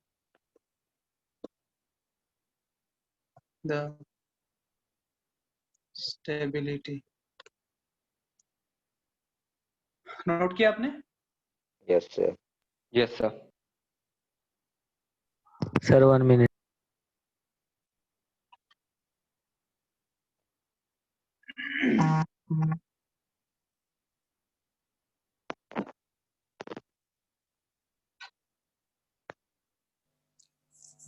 sir हाँ जी, सर आपने बोला था ना कि वो चार्ज कंटिन्यूअसली मूव होने की वजह से एटम एनर्जी कंज्यूम होती है। एनर्जी रिलीज करता है। हाँ वही रिलीज होती है, तो फिर सर ऐसे रिलीज करते जाए तो फिर एटम के पास एनर्जी बचेगी ही नहीं ना। कौन पूछे क्वेश्चन? सर मैं शिवम। शिवम तो साइंटिस्ट बन जाए यार, है ना, R&D। तुम्हारा बुद्धि साइंटिस्ट तरह चलता है, ऐसा कभी नहीं होगा, ठीक है ना, ऐसा होता नहीं। जिस प्रकार से आप वर्क करते हो, गाउटी एग्जांपल दे रहा हूँ, जिस प्रकार से आप वर्क करके एनर्जी गंवाते हो, वैसे एनर्जी गेन करने का भी सोर्स है ना आपके पास। You eat food, yes sir. उस प्रकार से वो मॉलिक्यूल्स एनर्जी मिलता भी है ना सराउंडिंग से, एटमॉस्फेयर से, हर एक के लिए स्रोत है। जैसे इंसान खाना खा के जीता है, वैसे पेड़ पौधे जो है सनलाइट जीते हैं, they live with sunlight, they do photosynthesis, they create energy. वैसे हर एटम मॉलिक्यूल के भगवान ने नियोजन करके रखा है। It can never happen that they will lose a complete energy, ठीक है ना। Okay sir. जैसे वो लूज कर रहे हैं वैसे वो गेन भी कर रहे हैं, ठीक है। आफ्टर शिवम्स साइंटिफिक R&D क्वेश्चन आगे बढ़ते हैं। रेजोनेंस क्या है, सबको क्लियर हो गया है? Yes sir. रेजोनेंस समझ में आया है सर, चार्ज डिस्ट्रीब्यूट होता है। पर अगला क्वेश्चन ये उठता है सर, अगला क्वेश्चन ये उठता है कैसे पहचाने, बिकॉज हर एक मॉलिक्यूल में नहीं होता है रेजोनेंस, सिर्फ कुछ ही मॉलिक्यूल में होता है क्या रेजोनेंस। अरे कौन से मॉलिक्यूल में होता है क्या रेजोनेंस। क्या आपको जानना है कैसे पहचाने कि कौन से मॉलिक्यूल में होगा रेजोनेंस। और कौन से मॉलिक्यूल में नहीं होगा? रेजोनेंस। जानिए। Put heading conditions for resonance.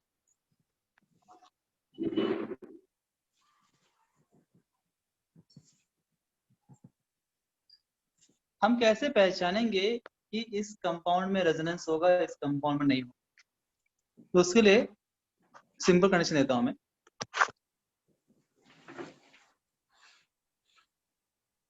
You can have alternate pi bond and pi bond. अगर दो पाई बॉन्ड ऑल्टरनेट पोजीशन पे हो तो वहां पे रेजोनेंस हो सकता है। दूसरा condition, alternate pi bond and lone pair, तो भी रेजोनेंस हो सकता है। तीसरा, alternate pi bond and positive charge, या फिर alternate pi bond and negative charge.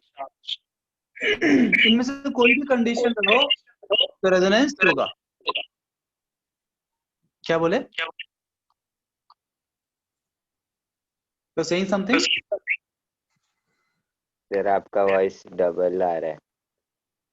किसी का नहीं, फोन मेरा वॉइस डबल ये हो सकता है किसी और ने चालू किया रहेगा, उनका फोन या फिर लैपटॉप में चल रहा होगा, उसके लिए डबल आ रहा है। यहाँ से प्रॉब्लम नहीं है। Okay, now it is okay. Now नहीं आ रहा है, अभी नहीं आ रहा है ना? Yes sir. देखो, इनमें से कोई भी कंडीशन हो तो हम बोलेंगे वहां पे रेजोनेंस होता है। Let us take some examples for this. Note कर लिया आपने? Yes sir. Let us take some molecules, देखते हैं यहाँ पे रेजोनेंस हो सकता है कि नहीं हो सकता है।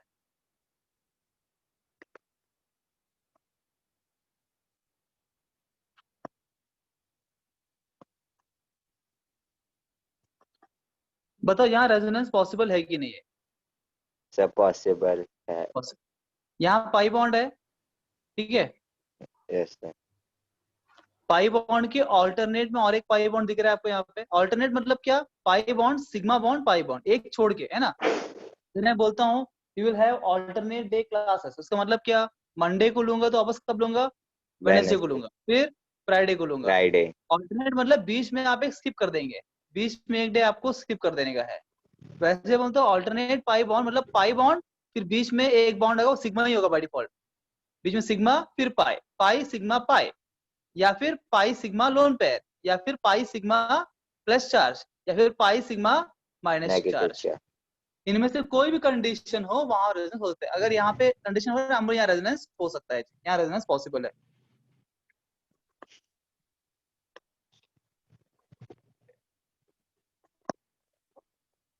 यहाँ रेजोनेंस पॉसिबल है क्या? Sir no. No sir. No sir. Not possible, because यहाँ पाई बॉन्ड है पर इसके ऑल्टरनेट में ना ही पाई बॉन्ड है, ना ही प्लस चार्ज है, ना ही माइनस चार्ज, ना ही लोन पेयर। इन चारों में से कोई भी इसको ऑल्टरनेट पोजीशन पे नहीं होने की वजह से यहाँ पे रेजोनेंस पॉसिबल नहीं है।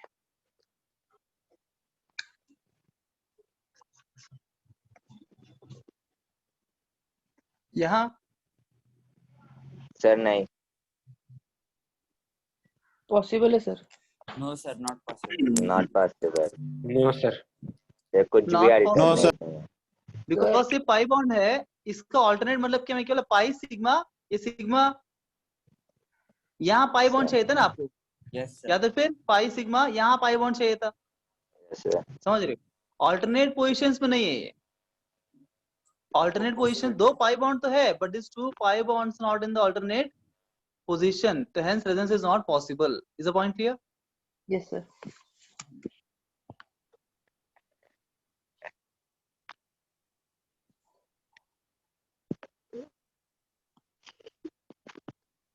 पॉसिबल है सर। यस सर, पॉसिबल है। ये पाई बॉन्ड, ये सिग्मा बॉन्ड, फिर ये pi bond, Pi bond. Alternate position पे है, इसलिए पॉसिबल।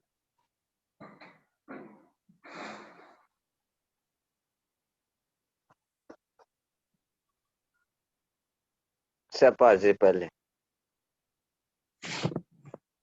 क्या बोलते हैं? पॉसिबल है सर। पॉसिबल है सर। क्योंकि ये पाई बॉन्ड, ये सिग्मा और ये प्लस चार्ज ऑल्टरनेट पोजीशन पे है कि नहीं? Yes sir. Pi sigma plus, यहाँ पे रेजोनेंस पॉसिबल है।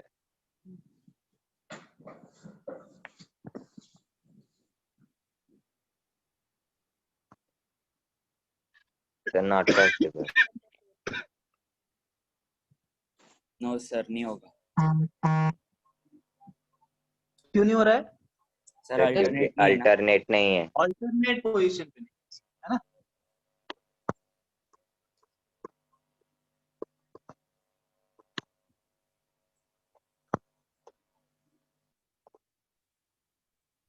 सर नहीं है possible.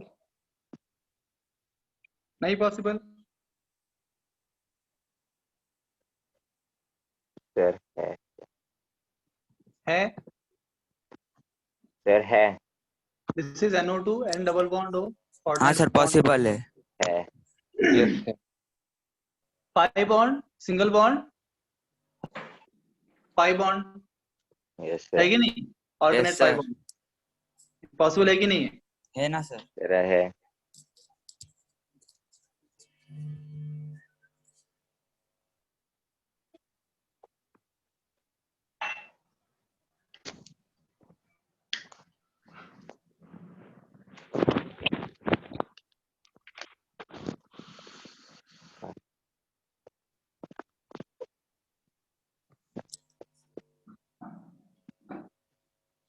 Sir not. Sir not possible.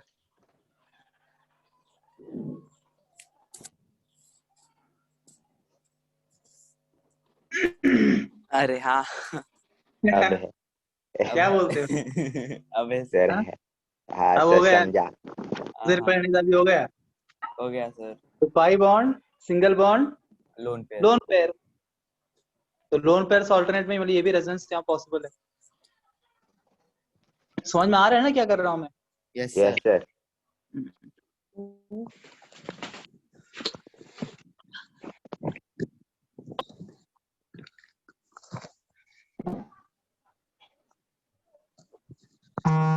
Sir है। पॉसिबल है। क्या सभी को समझ में आ गया कि अगर क्या कोई मॉलिक्यूल आपको एग्जाम में आएगा और पूछेगा यहाँ रेजोनेंस पॉसिबल है कि नहीं, क्या पहचान लेंगे आप? यस हाँ सर। सर। तब लौट के चलते हैं हमारे क्वेश्चन O3 पे। O3 पे। बताओ क्या यहाँ रेजोनेंस पॉसिबल है? सर है। है सर। लोन है। Pi bond, negative. Alternate lone pair भी है, चाहे तो और यह negative। ऑल्टरनेट माइनस चार्ज भी है, यस यस सर। है सर। ना? कोई भी कंडीशन हो सकता है, यहाँ भी रेजोनेंस होगा। अगर यहाँ रेजोनेंस होगा तो क्या होगा कि ये जो पाई बॉन्ड है ना, ये पाई बॉन्ड कभी यहाँ रहेगा और कभी यहाँ से गायब होके इधर O3 पे। यहाँ चला जाएगा, और ये माइनस चार्ज यहाँ ट्रांसफर हो जाएगा, समझ रहे हो?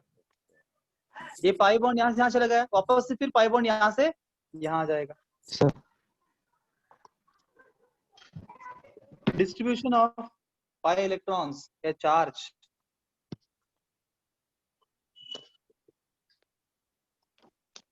तो फिर बॉन्ड ऑर्डर। ये समझ में आ रहा है क्या? यस हाँ सर। सर, ये लगातार चेंज हो रहा है ना, yes sir, continuity is changing, right? So Yes, sir. ये रेजोनेंस की वजह से हो रहा है। तो अब मैं क्या बोलूंगा, इससे बॉन्ड ऑर्डर कैसा होगा? अब ये पाई बॉन्ड क्या इनका प्रॉपर्टी है क्या? ये यहाँ पे दो ओ बॉन्ड है ना, यस ये सर, एक ओ है, लेट्स से ब्लू में लेते हैं इसको, और एक ओ कौन है? ये एक ओ है, there two O bonds, two O bond. ये एक ओ बॉन्ड है और एक ओ बॉन्ड है। क्वेश्चन पूछा है ओ बॉन्ड ऑर्डर क्या है? दो पोजीशन है आपके पास, एक पोजीशन ये और एक पोजीशन ये। तो अब वन वाले पोजीशन पे आप जब तक बोलने जा रहे हो कि वन है, इसका बॉन्ड ऑर्डर एक दिख रहा है, तब तक क्या हो जाता है? वो हो जाता है।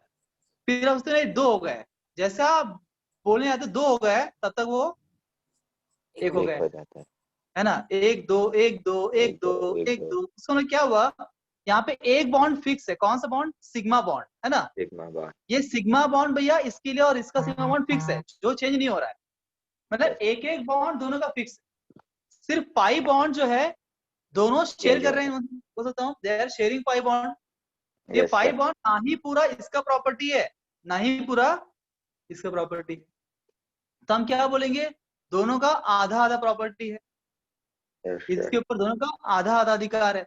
जैसे स्टार्टिंग में उत्तर बोल रहा था कि 1.5, इसलिए 1.5 हो गया, क्योंकि ये एक पाई बॉन्ड दो लोग शेयर करते हैं, इसीलिए इसका आधा ऐसे पकड़ा जाएगा बॉन्ड ऑर्डर, बिकॉज हमें कॉमन आंसर देना है सबको मिला के। तो ये 1.5, इसका 1.5 बोलेंगे, डिस्ट्रीब्यूट कर देंगे, तो इसका बॉन्ड ऑर्डर क्या हो जाएगा? 1.5 हो जाएगा, बिकॉज एक सिग्मा बॉन्ड है और एक जो पाई बॉन्ड है, वो पाई बॉन्ड जो सिर्फ आधा प्रॉपर्टी मिल रहा है, उसके अंदर आधा कंट्रीब्यूशन मिल रहा है, हाफ मिल रहा है। तो 1 + ½ इज 1.5। सो O3 में ओ बॉन्ड ऑर्डर क्या है? 1.5 है। ये उसका फिलॉसफी है इतना बड़ा। बिना फिलॉसफी के डायरेक्टली हम कर सकते हैं शॉर्टकट, जैसे पहले उसने कर दिया बच्चे ने वो शॉर्टकट। सर हाँ सर, फिर इसको डायग्राम में कैसे रिप्रेजेंट करेंगे? diagrammatically we can represent like this.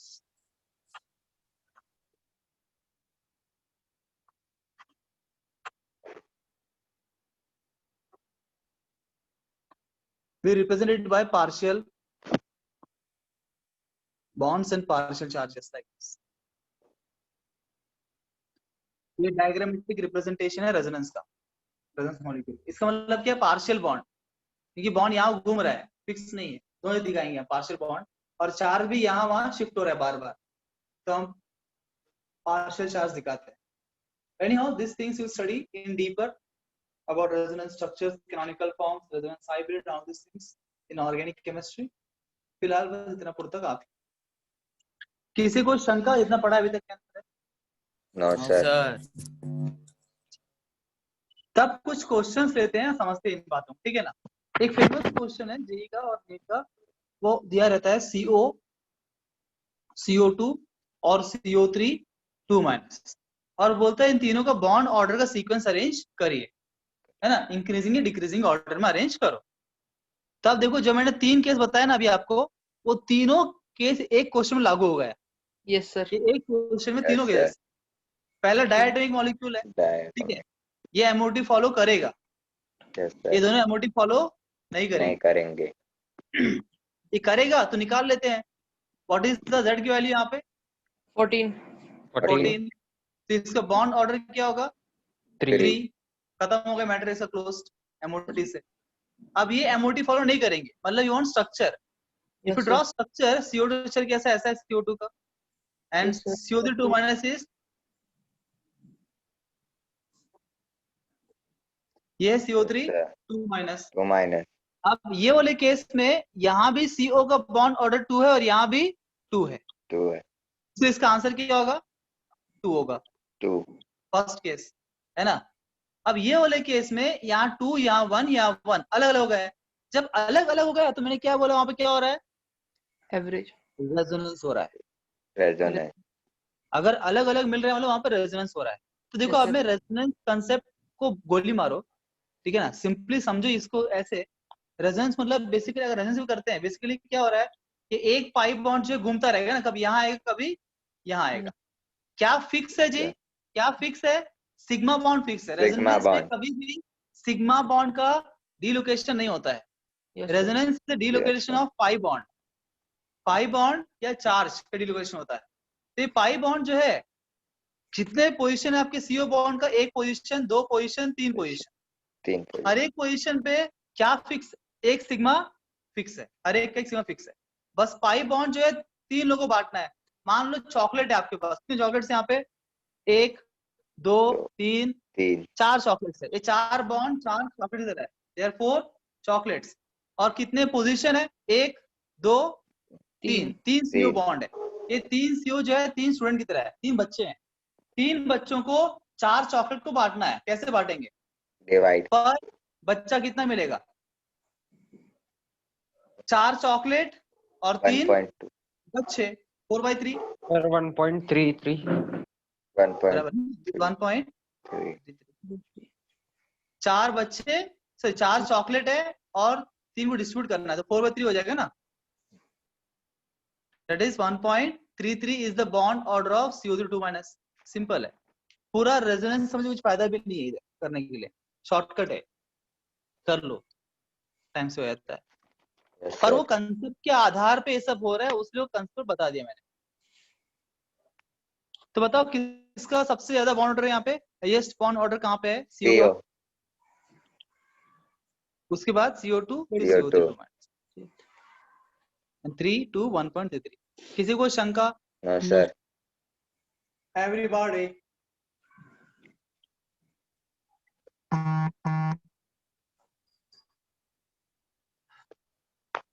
क्या पहली बात, मेरे क्लास में बच्चे हैं क्या फिलहाल, है ना सर? सर है ना, कितने, 5 की 6? 30 प्लस है सर। सर 31। चलो कोई तो इज्जत है, मेरा भी है ना। अरे सर आपकी पहले से इज्जत है। अच्छा नहीं मतलब बोलने का मीनिंग अलग है। अच्छा आप मुझे बताइए, बेंजीन का बॉन्ड ऑर्डर क्या है। यहाँ अगर मैंने पूछा, एग्जाम पूछा है सीसी बॉन्ड ऑर्डर यहाँ बेंजीन में क्या है, सीसी बॉन्ड ऑर्डर बेंजीन में क्या है, क्या बताएंगे आप, सोच समझ के बताना मुझे।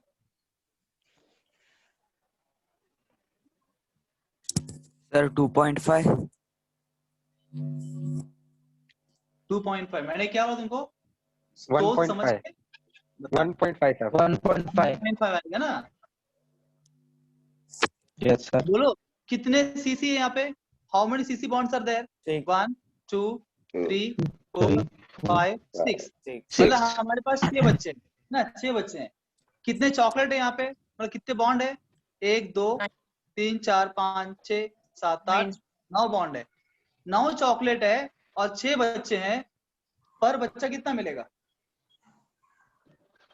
1.5 हाँ जी 1.5 9/6 हो जाएगा, दैट इज 3/2, दैट इज 1.5। सबको समझ में आ रहा है क्या। तो ये रेजोनेंस के कंसेप्ट के आधार पे हो रहा है, the concept behind this logic, but logic is simple. Everybody is understanding. Yes sir. Yes sir, yes sir. ये एक थोड़ा से कंसेप्ट था, एमओ थ्योरी का थोड़ा एक्सटेंशन था ये, ताकि हम एग्जाम में जो बाही क्वेश्चन आते हैं, उसमें किसी ने पूछा भी था ये क्वेश्चन पढ़ाते वक्त, किसी अगर ऐसा क्वेश्चन क्या करने का है ना, it doesn't follow MO theory, तो उसका आंसर यही स्ट्रक्चर के बेस पे होगा और उसमें इस प्रकार से हम देख सकते हैं। तो ये अभी एक्चुअली कंप्लीट हो गया bond order concept. Actually this completes the bond order फंडा, कि बॉन्ड ऑर्डर पे कोई भी क्वेश्चन आ गया तो आप कर सकते हो, अभी कंप्लीट नॉलेज हो गया है फिलहाल। ओके त्यानंतर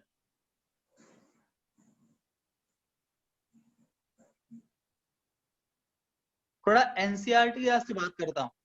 ठीक है, चैप्टर का अंत हो गया। एनसीईआरटी के हिसाब से एक बात और कर लेता हूँ, एनसीईआरटी में आपको जो है ना कॉसेल लुईस का डॉट स्ट्रक्चर्स भी दिया हुआ है ना,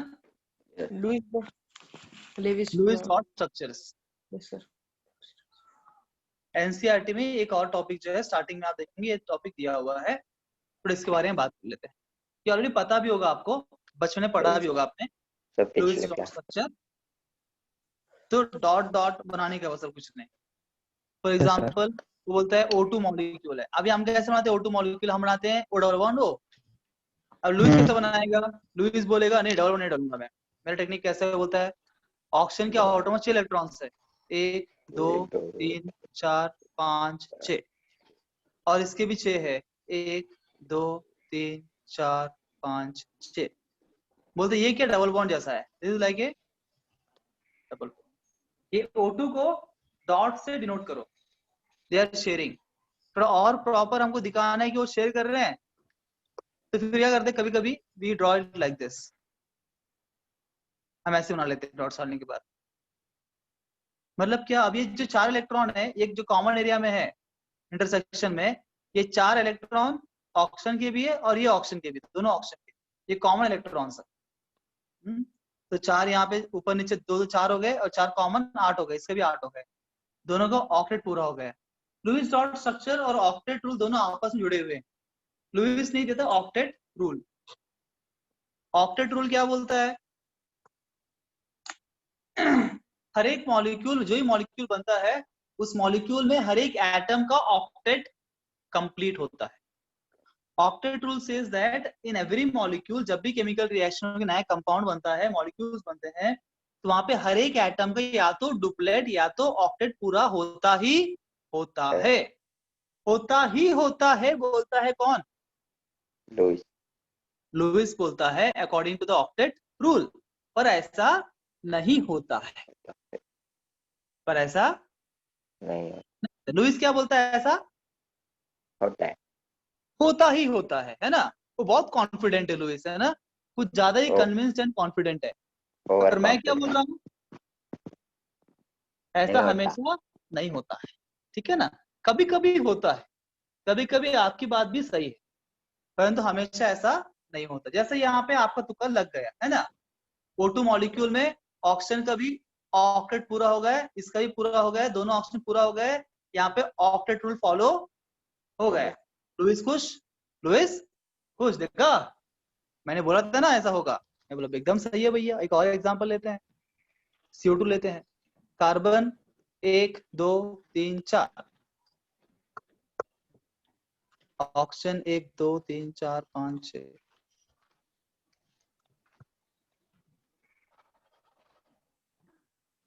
फॉलो हो रहा है कि Lewis rule? Yes sir. Yes हो सर। रहा है जी, Sir. है ना। यहाँ पे हर एक एटम का एग्जैक्टली ऑक्टेट पूरा है, ना ऑक्टेट से कम है ना ऑक्टेट से ज्यादा है। लुईस भाई साहब, भाई अब तो और खुश हो गए हैं, लड्डू फूटे लुईस के अंदर, है कि नहीं? बोला देखा देखा, मैंने बोला था ना, हाँ हाँ बोल रहा है लुईस, लड्डू फूट रहा है। बोले एक और एक मॉलिक्यूल लेते हैं, let's say one more molecule, CH4।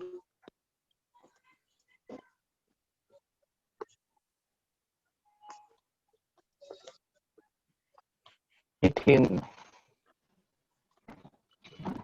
क्या फॉलो हो रहा है कि लुईस का फंडा? Yes, sir. Yes sir. अब तो लुईस ने अपना कॉलर ऊपर कर लिया, ऊपर का बटन निकाला, एक कॉलर एकदम ऊपर है, दादागिरी कर रहा है, देखा बोल रहा है, कॉलर दिखा रहा है मेरे को, ठीक है।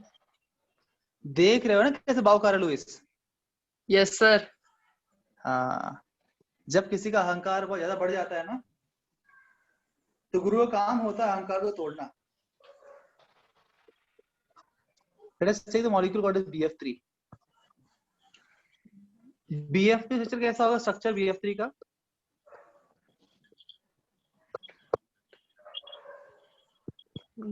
बोरॉन। बोरॉन के ऑटोनॉमस शेल में 3 इलेक्ट्रॉन्स रहते हैं, 13 ग्रुप एलिमेंट। हाँ सर। Chlorine 1 2 3 4 5 6 7, chlorine 1 2 3 4 5 6, chlorine 1 2 3 4।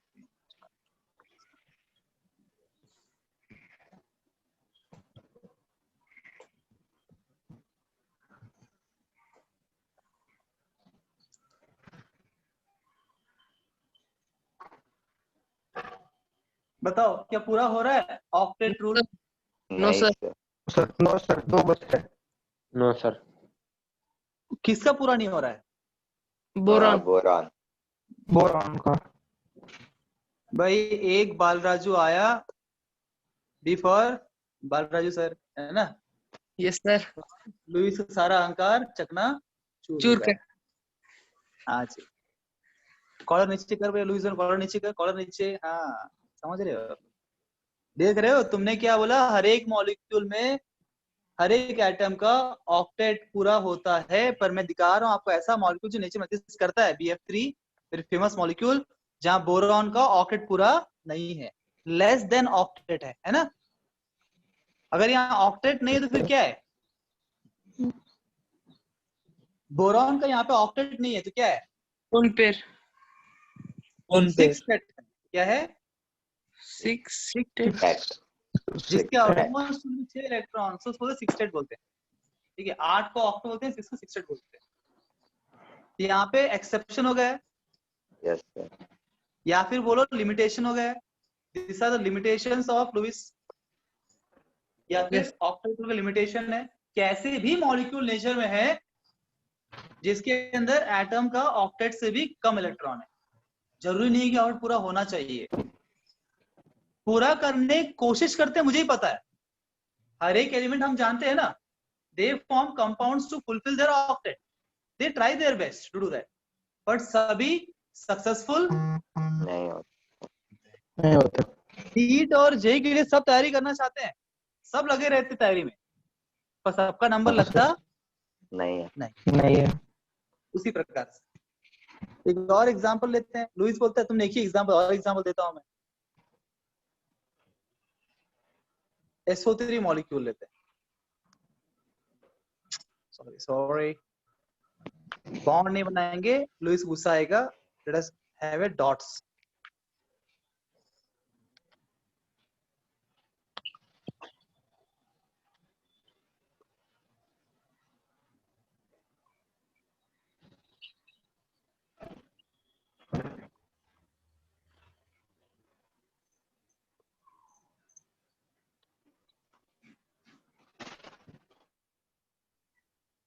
बताओ यहाँ सल्फर कितने इलेक्ट्रॉन्स हो गए?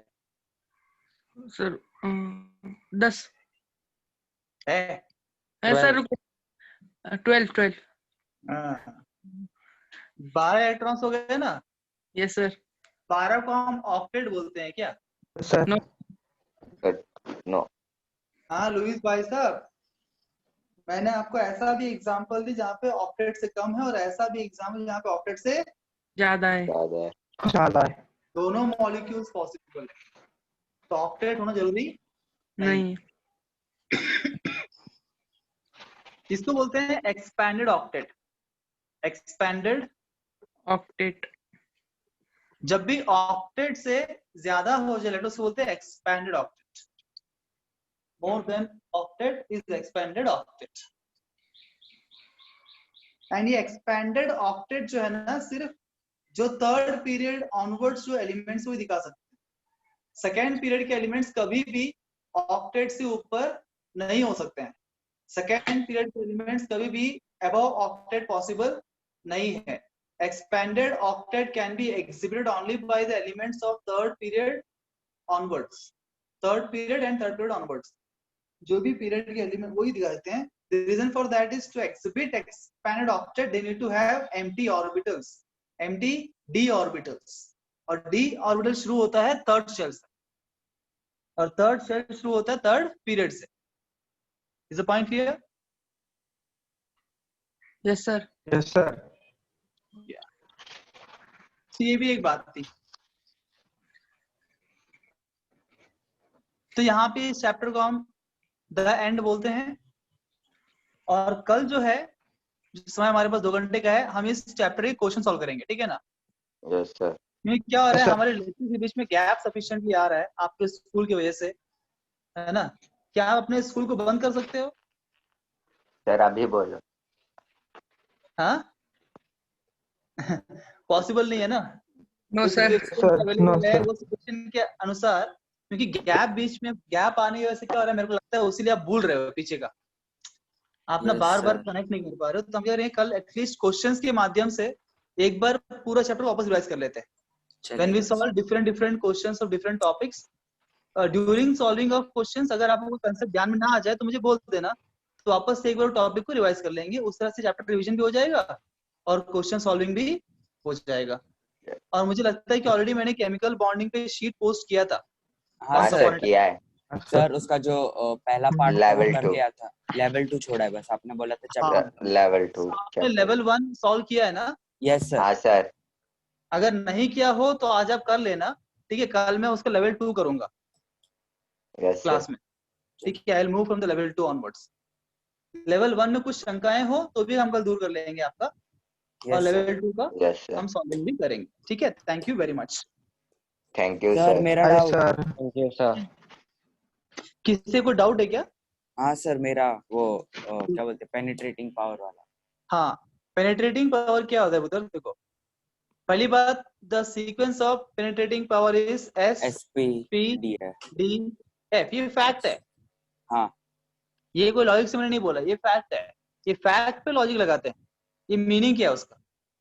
जैसा ये एक शेल है, इस शेल के अंदर एसपी है, पीपी है, डीबी, एफपी है।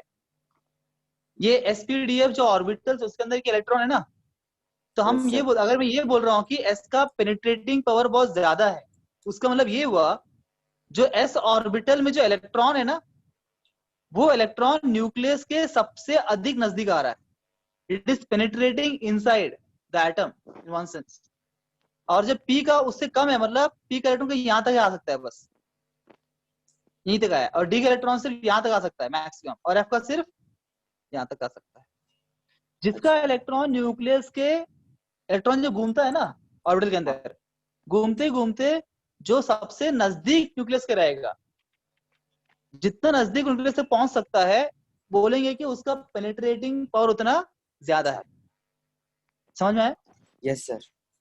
उससे क्या, उसका परिणाम क्या होगा कि क्योंकि इसका पेनिट्रेटिंग पावर बहुत ज्यादा है, उसका मतलब वो न्यूक्लियस सबसे पास में है। It is more closer to the nucleus, because it is more closer to the nucleus, it will have more nuclear charge. उसीलिए उस इलेक्ट्रॉन को उस ऑर्बिटल से निकालना उतना मुश्किल होगा। तो ionisation enthalpy, amount of energy required to remove the electron from the S subshell या S orbital is greater, higher, है ना, as compared to other orbitals. समझ में आ रहा है? Yes sir. हाँ जी, क्लियर? हाँ sir, thank you sir. Thank you very much. Bye sir. Bye sir. Bye.